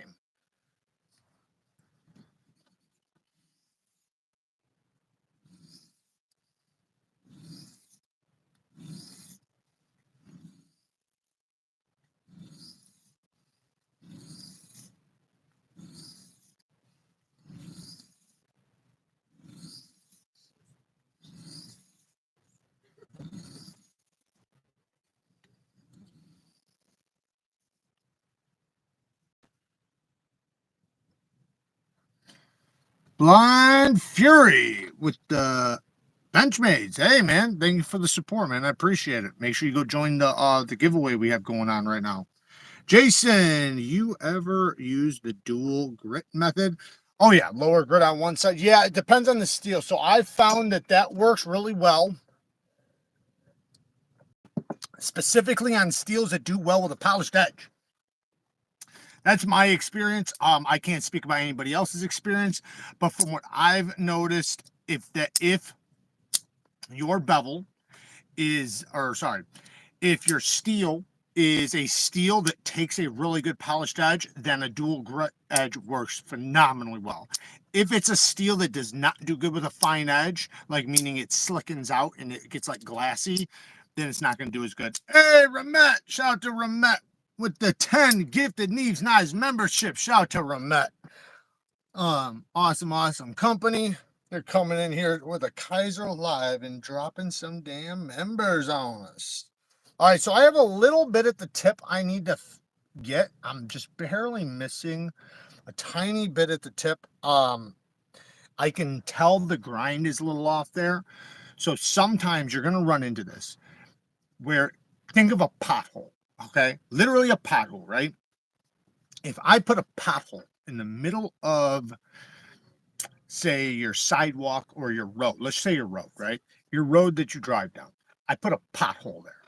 For you to grind that out, because remember, with sharpening, you can't fill it back in, okay? So I know with a pothole, you'd fill it. But let's say you can't fill it, and you got to get rid of that pothole. You'd have to grind down the entire road in order to get rid of the pothole, right? Because while you're grinding, you're just going to skip right over that pothole. So this is the pothole. As you're grinding, you're just skipping right over that pothole, right? Same thing with some parts of an edge.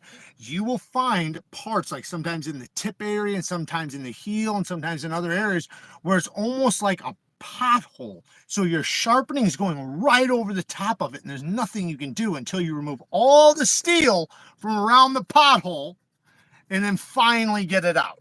So in that case, fuck it, leave it.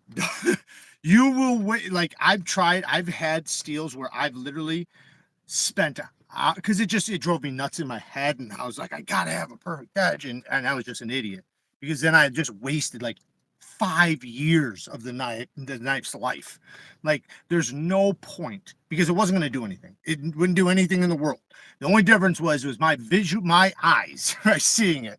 It wasn't going to affect any performance or nothing, but just me seeing that one spot that was not hit drove me nuts. Now I've learned my lesson. I am not going to remove years of steel to get that. I will get it on the next sharpening if it's going to be a problem.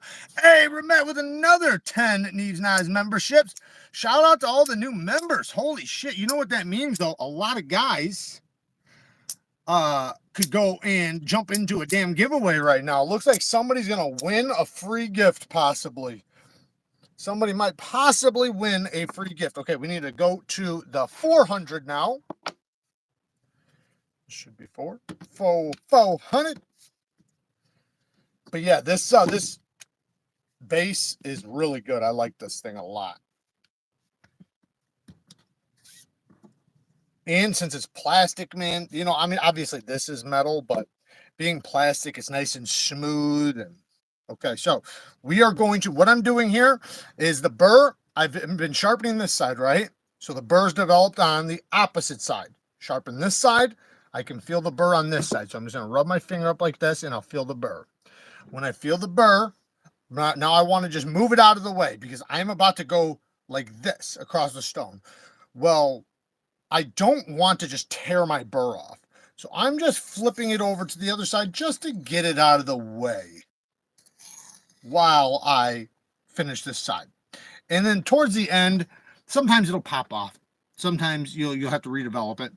But I'm basically just fatiguing it early on in the sharpening so that at the end of the sharpening, when it's time to remove it, comes off easier. That's just my whole thought process behind it. And if I just tear it off while it's a big, thick burr from a coarse stone, I don't want it to tear steel with it. Now, that doesn't happen every time, but it has happened. And it does happen sometimes. So it's just to prevent problems. Shout out to Ramet, man. Thank you. I appreciate it. That's a lot of money, man. I appreciate that, guys. Thank you so much. All right, let's grind it and let's get it. Ooh, we're hitting my elbow over here on the damn drill.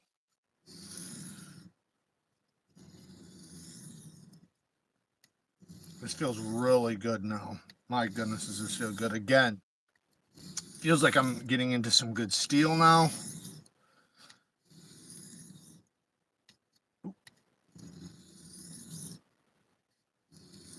Which usually it's 1 or 2 sharp. It just depends. You know, sometimes it's good steel from the bat. I I hit a little bit of the fucking deal right there.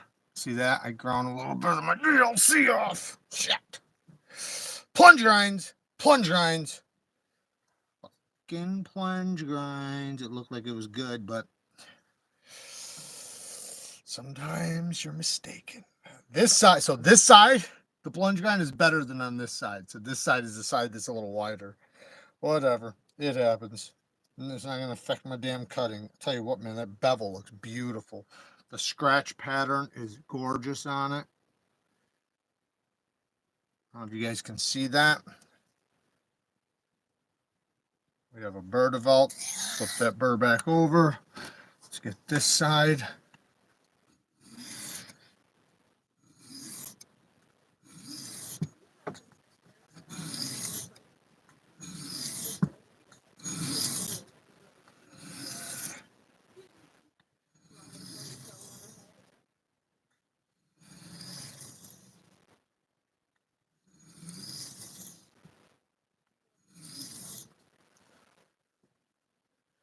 Oh yeah, we're good.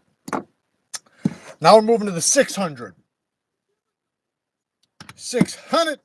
And this is typically, I stop typically with S90V. Now, I do sometimes polish S90V. If it's feeling like really, really good, I'll polish it. But S90V likes a toothy edge. It just does. It's a steel that loves between 400 and 800 grit. That's why I typically stop at 600 because it's like just that happy spot for it. But it actually does really well, 1200 grit, 1500 grit. And then I've even mirror polished it and it's done well.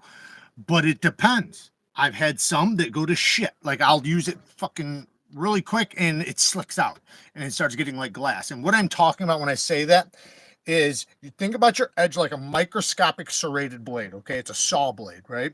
So you have micro serrations on the apex, right? That's what you use to bite into material.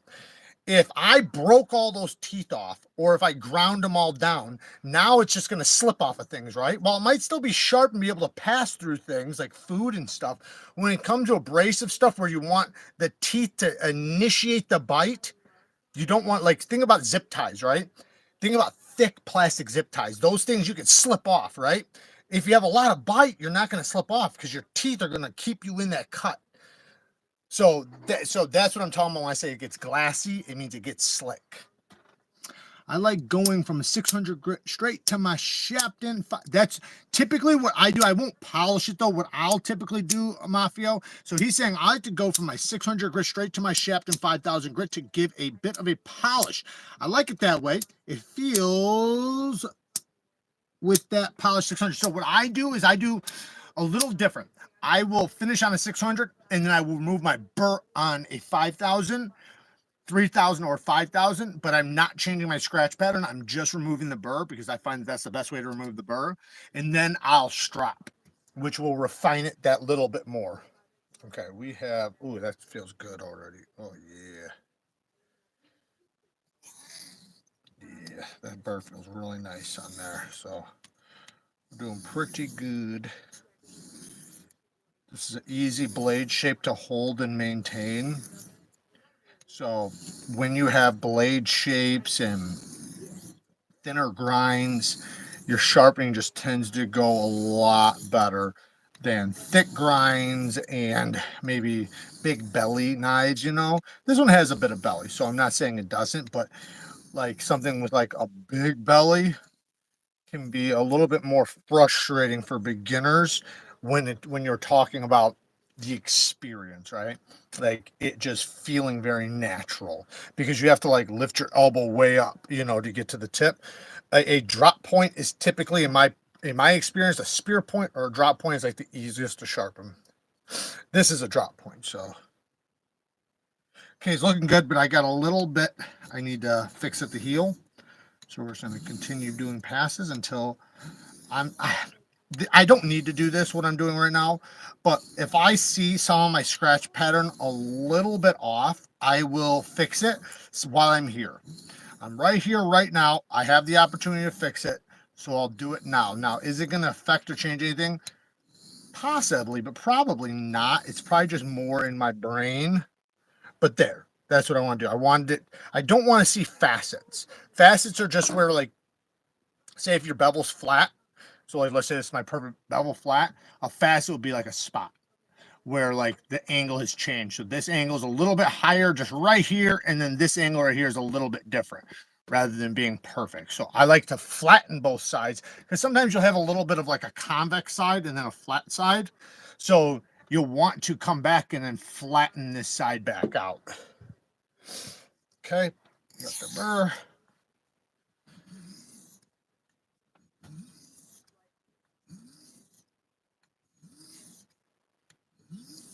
And then we will take my fine stone and we will remove this dang old burr. But yes, some steels though, I do agree, some steels, if you take a toothy finish and jump right to like a polishing stone, it'll leave a lot of the deep micro serrations in the edge and then refine the ones that are not as deep, and it can make for a really good edge. There's lots of little tricks like that. There's so many ways to sharpen your edge to your preference or your liking. Like somebody was talking about earlier, a dual grit edge, a dual angle edge. I've done a ton of those. I've even found like some thick geometry knives cut way better with a dual angle edge, meaning one angle's high, one angle's low. You know, doing the different tricks between like what grit do I stop at and finish at. Typically you want to progress. You want to go like 3, 6, 12, 2,000, 3,000, 5,000. But it's not a bad idea sometimes to go from, say, 300 right to a 1,200. Typically, you will you'll beat your stone up a little bit harder than you might want to. So it's good to go to the 600 because it'll get the scratches out of the 300 a lot easier than the 1,200, and then you don't have to abuse your 1,200 grit. But, you know, jumping from like a 600 to a 5,000 in some cases, especially depending on the steel, it can lead to some really good results. Okay, so we have a really beautiful bevel. I see just a tiny bit of convexing. It's very little, and I also notice my grind is a little bit thicker on one side of this, not by a lot. It's a very little amount, but I'm try to straighten it out.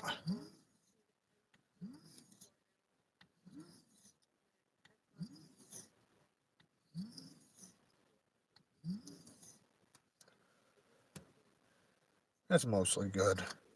My bevel's slightly bigger on this side, just right there. See how small my bevel is on that side, and this side's bigger. So I'm going to just widen it up right there. Just spend a little bit more time on this side really quick before I remove the burr. So try to even it out just a little bit.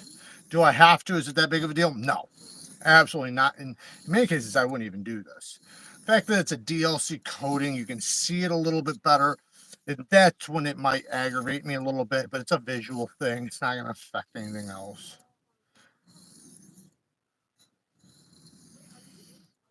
But you go to the smaller side and work on it a little bit longer. You'll remove the steel from the other side and help even it out. And that's close enough for me. This side, man, this side looks really good not compared, but this side is definitely a way better bevel than this side. Not way, it's a little bit better. I'm exaggerating right now. All right, let's remove this burr. Where did I put my Veneve? So we'll go right to the 5. Let me do 3. I like the 3K. I'm gonna do 3K. Oh shit, I forgot. I'm gonna go to 3K. So our burr's on this side. So what I'm gonna do is I'm just gonna do stropping passes basically. I'm just letting the burr snag the stone. So I'm not adding any pressure. I'm basically just going from the tip, and then as I go across, I'm gonna do the opposite of what I did before. So I start at the tip with my elbow up, and as I push this way, I'm gonna drop my elbow down, and I'm just letting the apex hit the stone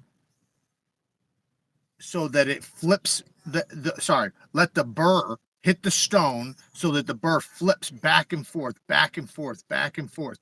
And then when I can feel it's getting fragile, I will chop it off or allow it to pop off with some forward passes. Oh my goodness, that came out really, really good. Oh, that feels good. Just doing a couple slow passes, making sure I get off all that burr. Oh my goodness. Yeah. Oh, whoo! That sucker's sharp, boy. Oh yeah. Let's do that half. Let's do that half micron. Like I said, this half micron's been serving me well. Oh my goodness, that feels good even on the strap. There's something about like when you go from a stone where the burr comes off cleanly, even the strap feels good because there's no burr in the way and you can feel it. You can feel that there's no burr. You can feel there's no burr scratching my leather. You know, you can see my leather has scratched on it. That's from pesky burrs. But when you get a burr that just pops off nice and clean, oh my goodness, that sucker sharp, sharp, sharp. We're skipping the paper. We'll go to the paper, but look at that. Wow. Woo! Angle cuts are going to be nothing for this thing. I can tell you that right now. This thing will do zigzags. Look at that. People don't even comprehend how sharp that is. That is fuck you sharp. We're going to coin that phrase. Yeah, look at those zigzags. Tip, belly, flat, zigzag. That is redonkulous. This is a dope ass Kizer. I like this Kizer, man. These Momos are awesome. And right now, this one might be my favorite after the sharpening for sure. Oh my goodness! I mean, just touching it, just like watch my finger skin. And I'm barely touching it. Like I'm not like putting pressure. I'm just like letting it just. It's just taking skin with it, just tapping it. It's crazy. Oh my goodness. It just makes you want to cut stuff with it. You can just hear how clean that is.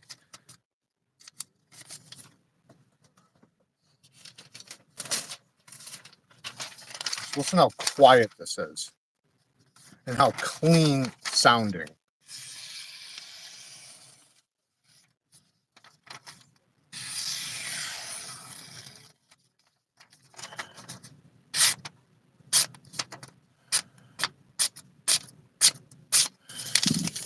Yeah. That'll cut you. That will do some cut. The thing is oh, I fucked that up. Stuck to it. And then I'm kind of crazy, so like I cut paper and then strapping as if I just cut a bunch of cardboard or something. You know you got problems when you do that. When you get don't do that. Don't do that part. That's the part I'd skip. I'm crazy. Yeah, let's look at the DLC with a rub down. Where's my wipe? I got a million of them right here. I just threw out a whole bunch of boxes, Civivi boxes, and I got like 100 of these wipes out of them. They're all like knives I've tested and stuff, so I'm not planning on ever selling them or anything, so I just threw away the boxes. Now we got a beautiful finish, beautiful scratch pattern on that edge bevel. It looks gorgeous. Just unbelievably sharp. That's steady hands, practice, and understanding steels. Yes, it is.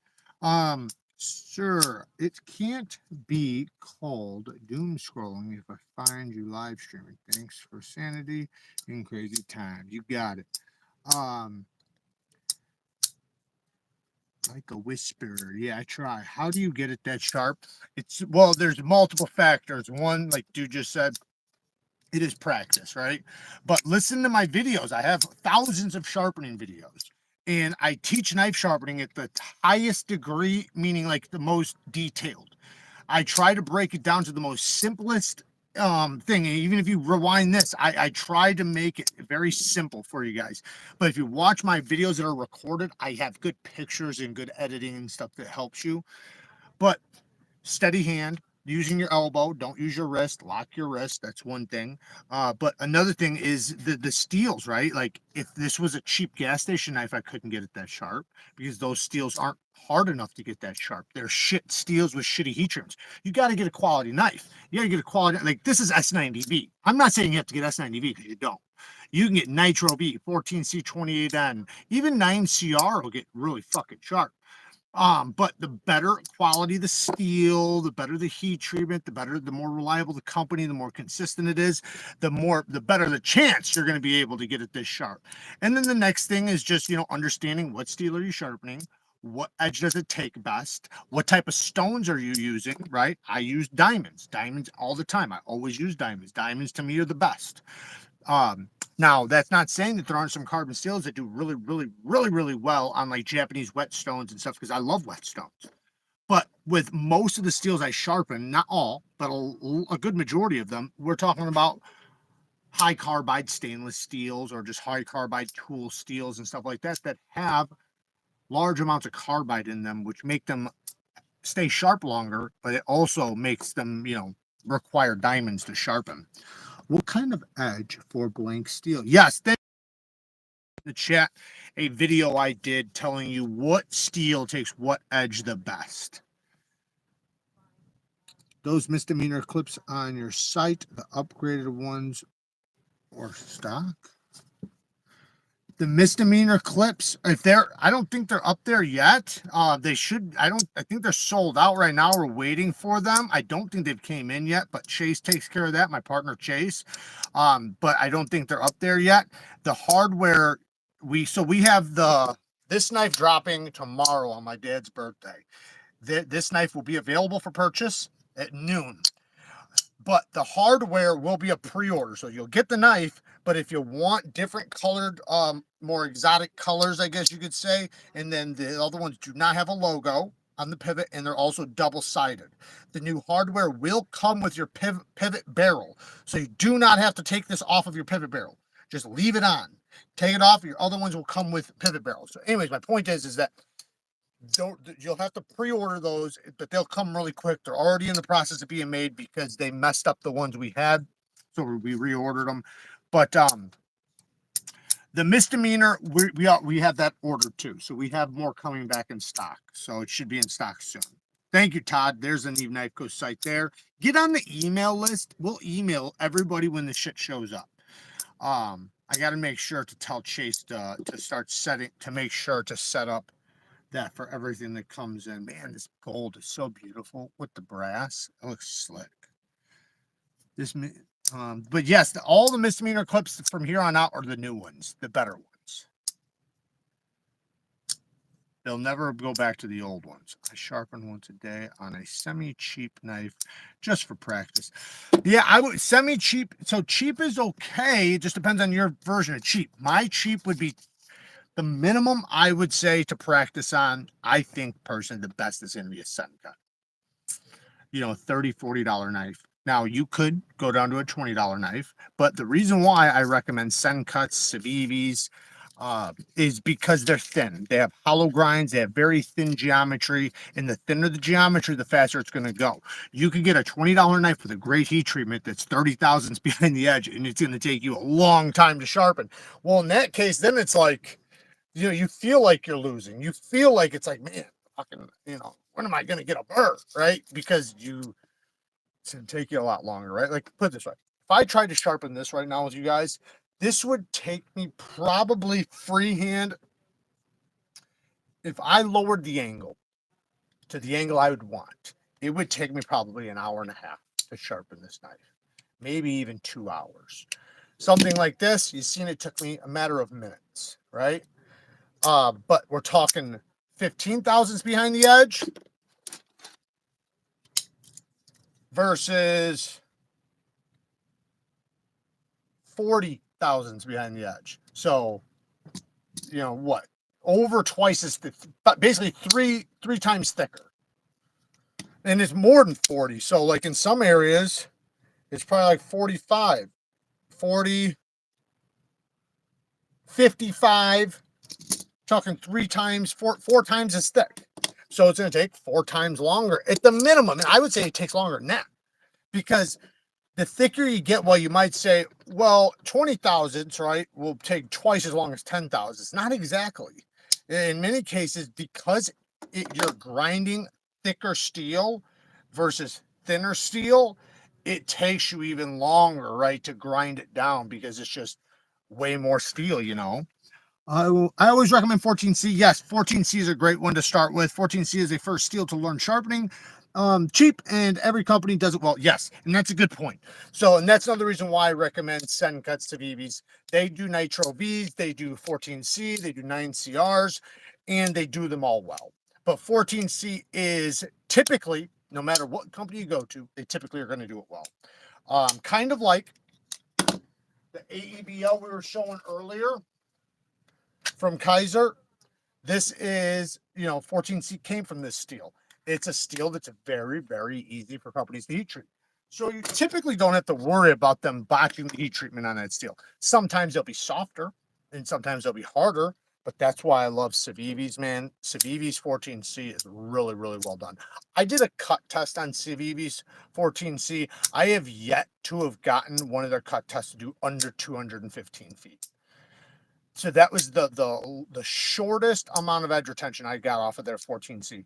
Now, some of them was way more than that. Like I had 250 one time, and then a bunch in between both of those. Like, that's phenomenal for that. But another thing though, it's not just because of the heat treatment. They also use very thin geometry, so thin geometry cuts. But Kizers though, man, these fucking Kizers right here are pretty dope. Now, this one, the coffin, the tomb, this one, I like it. I think it's great. The handle is just a little awkward for me, right? And I know it's a Kizer video. I'm not trying to shit on Kizer because I love Kizer's knives. You guys know that, and they do too. But a little awkward, right? Because this goes thick and then back down to thin. Now, I'm not saying it's bad. It takes you a second to get used to. I will say this, it's got really good balance. I could flip this thing for days. Very, very smooth. The front flipper works great. Great detent. Yeah, my favorite one's definitely the Mini Momo. And then that little fixed blade, though. That thing is sick. The 3V. I bet I could strap this fucker to polish if I really wanted to. Like if I sat here and did a progression. Like, what we got? This is 9, right? Yes, so this is 9 micron. So if I did 9 micron, then 6 micron, then 4 micron. The only thing is that I don't ever like to do this, and I tell people not to do this unless if you really only care about the polish. But if you care about the sharpness or the bite, don't do this. Because typically you're going to refine it too much and it's going to get slick. So then you would go to this one's 1. This is the green over here. I'm only doing one side just to see how it does. I just want to see. We'll actually strap my, yeah, she's getting close. Then we did 6. I don't have the yellow one right here, so we'll go to 1. And then we'll go to half, just to see. I should have grabbed, it's pretty close. It's not quite a mirror. It'd be better if I would have been at a finer grip before I did this, but it's definitely very, very fine. Some people might call it a polished edge. I wouldn't, but it's damn close.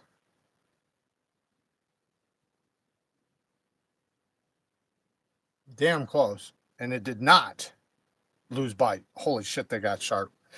I mean, it already was sharp. Now, I want to show you guys something. I'm going to take this half micron because it's been working out so well. So I got the misdemeanor. It's really good right now. I would say, let me grab something.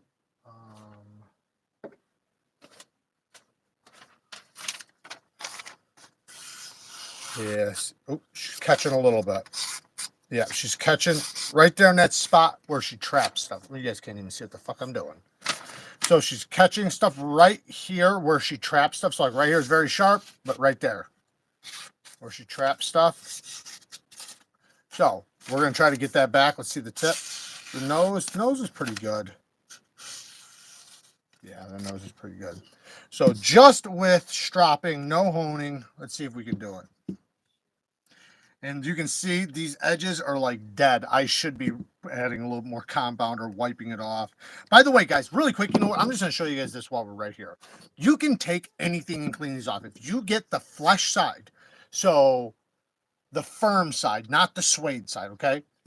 You can take the paper towels you chopped up because you have such sharp edges. You can take alcohol. This is Windex, okay? Windex. See how you see it starting to pop up? Like it's already coming off. Now, look at this. That's how easy it is to swap this stuff. This is another reason why I love this compound, because it's so damn easy to clean off. You don't have to grind the leather down. You don't have to do anything. You literally just wipe off the debris or the steel and the compound and then reapply. So now what I'm going to do is I'm going to kind of dry it off with the towel. I know it's shaking all over the place. Sorry, guys. Shake up the pink.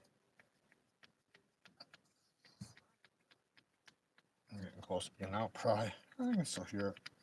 Oh, pumper. Oh, here we go.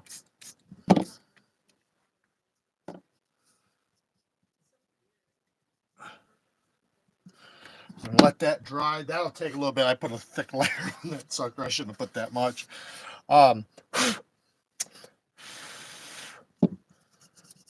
Just keep rubbing her in until she's done. Massage it.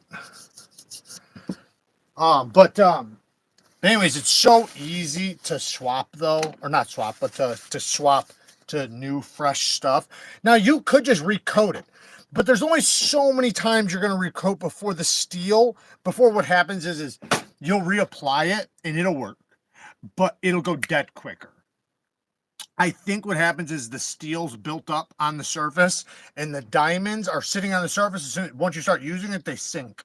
I think that's what happens. So not saying that's going to happen right away, but just, you know, just know that if it's starting to build up significantly, just get some fresh stuff. Okay. So since it's a recurve, we're using the edge, right? So I'm using just the edge basically right there, just like that. And I'm not using the corner. I'm using like the first 1/4 inch of the edge. You actually see the steel already coming off. This shit's so good. I'm telling you, this 1/2 micron is crazy good. I didn't give it as much credit when I first started using this stuff. And the reason why was because I've used a ton of 1/2 micron and I've almost never been happy with 1/2 micron. But then this stuff, I should have known, because this stuff was like that with all the microns. Like every single one of them had been amazing. So, you know, it makes sense. But, you know, sometimes we get in the habits and you're used to something not working out as good for you, not realizing that it was just the compound you were using. But if you use the good stuff, then everything changed. All right, let's see if we got that tip back, the secondary tip. Oh, it's a little rough still. Everything else is fire. We might have to hone it. Oh, fucking shit, man. I didn't mean to rip that, but a little bit. I'm going to try just a little bit more, and if it doesn't on this one, then I will just touch it with a hone. I'm just going to slightly raise my angle a little bit, because maybe my angle was really low and I was hitting the back of the bevel. Make sure I'm hitting that apex, straightening it out. Let's see. Definitely a lot better. But I still feel it catching that one little tiny area. Okay, so we're catching right there. Okay, so fuck it. Let's hone it. Now, should I hone it? No. It's got such a sharp edge. I mean, there's no reason for me to hone an edge this damn sharp. I mean, for what? It's going to cut. That little tiny nick is not going to do anything. But let's say that, you know, the edge does have a nick and say it's slightly dull, right? Well, then we would take this ceramic rod. Gentle, no pressure. This is literally the pressure of the knife and maybe a half pound, quarter pound, maybe like a cheeseburger. The weight of a cheeseburger. You guys should be good at that measurement, right?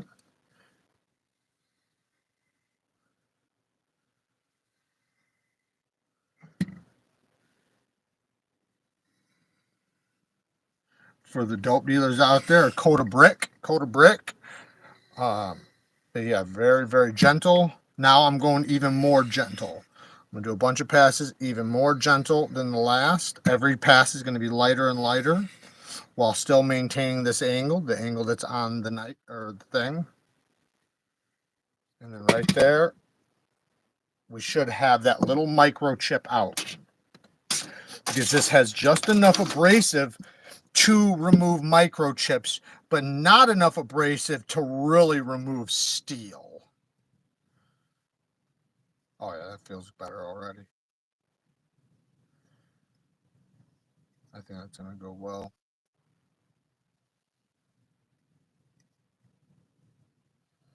Okay, let's just try it.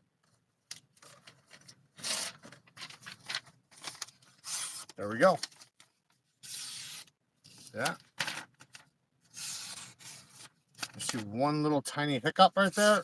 But that, man, that's so much better. All the way to right there. Then the nose is nice and sharp too.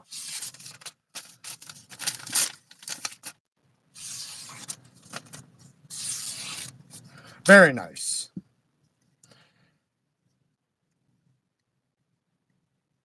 So knowing how to maintain your edges is even, I mean, it's just as important as knowing how to sharpen. Obviously one goes well with the other. So if you know how to sharpen, you tend to know that. I guess that's not true though. Just because you know how to sharpen doesn't mean you know, ooh, my goodness, that is sharp. I remember I've done testing on this thing. I have not sharpened since my full review, and look at this thing. Look at how I'm telling you, this MagnaCut is fucking amazing. 63 to 64 HRC, they did an incredible job on it. It's some of the better stuff I've felt in a while. But yes, you don't, just because you're good at sharpening doesn't mean you're good at honing and stropping and stuff. So, and because a lot of times people are good at sharpening because they are good at fixed angles. So they're using a system to sharpen, but when they hone, in many cases they have to hone by hand because, you know, it's difficult sometimes to lock it in a system the exact same way you had it when you sharpen it. So honing it might not work. Now there is tricks to that, and maybe I should do a video on how people can do that, because I do have some tips and tricks to be able to hone on a fixed angle system. But if you learn by hand, I'm telling you, man, it takes your edges to another level. Like, you'll go from sharpening, say, every month or two to once every 6 months to a year on any particular knife. And that's on a knife you're using regularly. But now, obviously, if you have chips and stuff, you got to do what you got to do. You got to sharpen. I seem to have a Kizer problem. I have over 30 Kizer knives and want to buy more. I got the same problem. Can keep an edge going for a long time with regular maintenance. Absolutely. You just don't want to let it get done. Like, you don't want to let it die, right? You want to make sure you're stropping and honing when it's appropriate, not when it's dead. A lot of people, most people, they'll decide, like, I always think this is funny. I'll watch people try to take a metal rod on a kitchen knife that's dead. It's been dead for 10 years. Like, this thing should have been stropped 12 years ago, bro. And you're trying to fucking get it on a metal honing rod. You couldn't get that on a, you know, the only thing you're going to get it on is a diamond rod. Any rod works. But most people allow their knives to get incredibly way too dull before they hit it on a strop or a hone. Like I say, 25% of your edge. Now, some people don't know what that is, right? That could be 50 cuts. That could be 20 cuts. Just depends on your steel. But depending on your steel, figure out, sorry, I didn't know it was bouncing all over. I'm trying to set it straight. Depending on the steel, I say 25% of your edge. So if you're projected to cut, 200 feet, 50 feet, right? Within, like, and I'm saying of like cardboard, right? Obviously, there's other factors like wood, plastic, straps, zip ties, rope.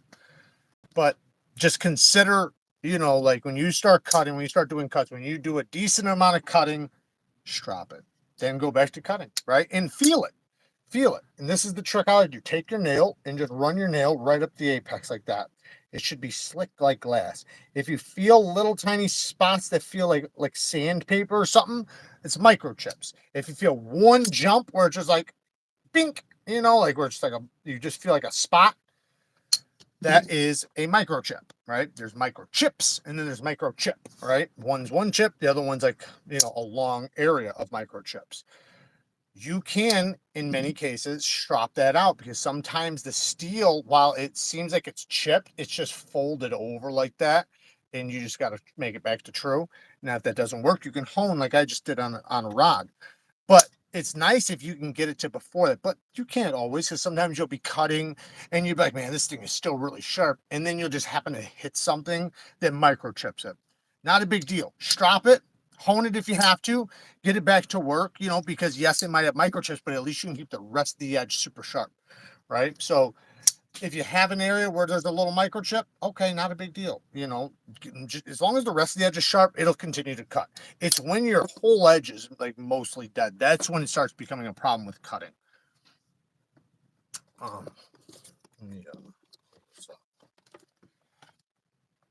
all right.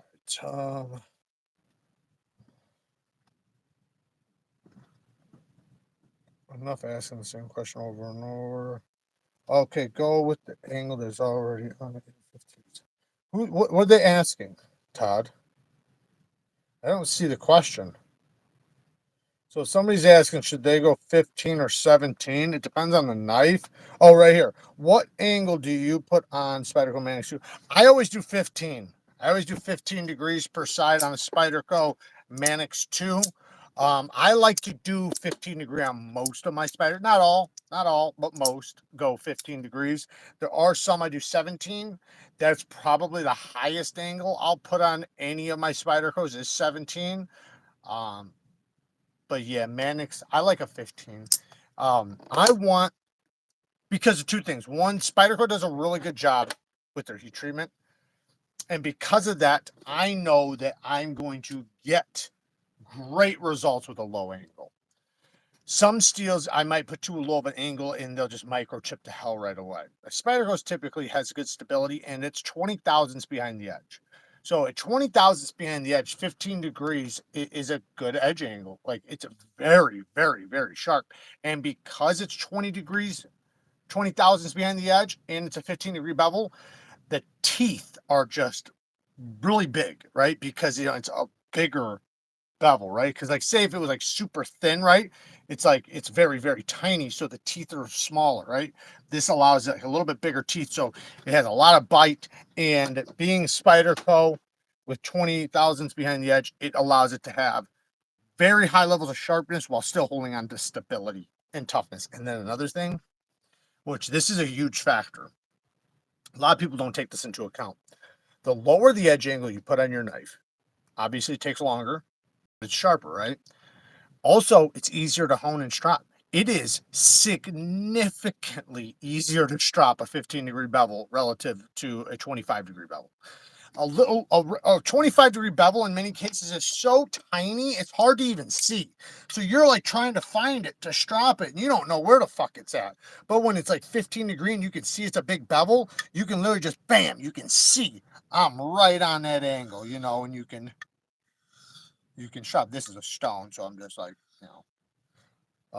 faking it, but I was going to do it. Raise it up. Oh, can you see that? There you go. Raise it up, raise it up, raise it up. Bam! That's my angle. As soon as you see the apex touch, whether it's the stone or the leather. As soon as it touches, bam, right there. So right now it's not. You can see a shadow underneath it. If you guys can, I don't know if you guys can see that at all. Let me see, right there. There we go. Okay. So right now it's on the spine. So I'm going to lift it up until it touches. I'm going to focus at the tip. So a little secondary tip right there. Bam, that's my angle. So now it's not. That's too low. Bam, there's my angle. As soon as that apex touches. So now I just bring that right across. And if I need to, I can readjust every time. A lot of people like to do that. I try to lock it in, but a lot of people like to let it tilt and then raise it back up so that they can feel it hit the bevel every time, and they know because they can see right when the apex, which is the very tip of the edge, right when that actually helped out a lot. I'm telling you, that half micron's some good shit. But when you let the apex just barely touch the leather, that's when the abrasive is going to work really good. Okay, my device over here is about to die, so I'm going to get out of here, guys. What angle? Well, so let me just answer this last question. What angle would you feel comfortable putting on a homemade fixed blade knife made from 1084 to 60 HRC, made for heavy use? 25 degrees if it's heavy use. Depends on how thick it is, but if it's heavy use, when you say heavy use, I'm picturing hard use. I'm picturing chopping, prying staples. It just fuck you shit, right? Like some like hardcore stuff, prying 2x4s maybe, or drilling holes and chopping stuff. And I'd go 22.5 to 25 degrees, either one. 22.5 if you want a little bit sharper, 25 if you want it more tough. Now, if you're not talking that crazy and you're just talking about tough, you can go. So just for an example, this has, well, not this one. This has a very low edge angle for a tough use knife, right? Now, I chipped the shit out of this edge testing it. It wasn't the edge's fault. It was my fault. I hit nails. I was chopping through a 4x4 and fucking went through all kinds of nails. Anyways, but the bevel is big. Look at how big this bevel is. This is Work Tough gear. They put some of the sharpest edges on their fixed blades. I mean, these fucking things come brutally sharp and mirror polished. So this thing has lots of chips now. If this would have had a 25-degree bevel, it probably wouldn't be chipped up. But it has, and I don't know what the bevel is actually. But the point is that depending on what you're doing, just go more tough if you want more tough, which would be a higher angle, right? If you wanted to be a little more performance driven, like with those, when you're cutting wood is not horrible for your edge. You can chop wood and you can have a low edge angle. Wood isn't really horrible for your edge. It's not really affecting it that much unless if it's like super hard.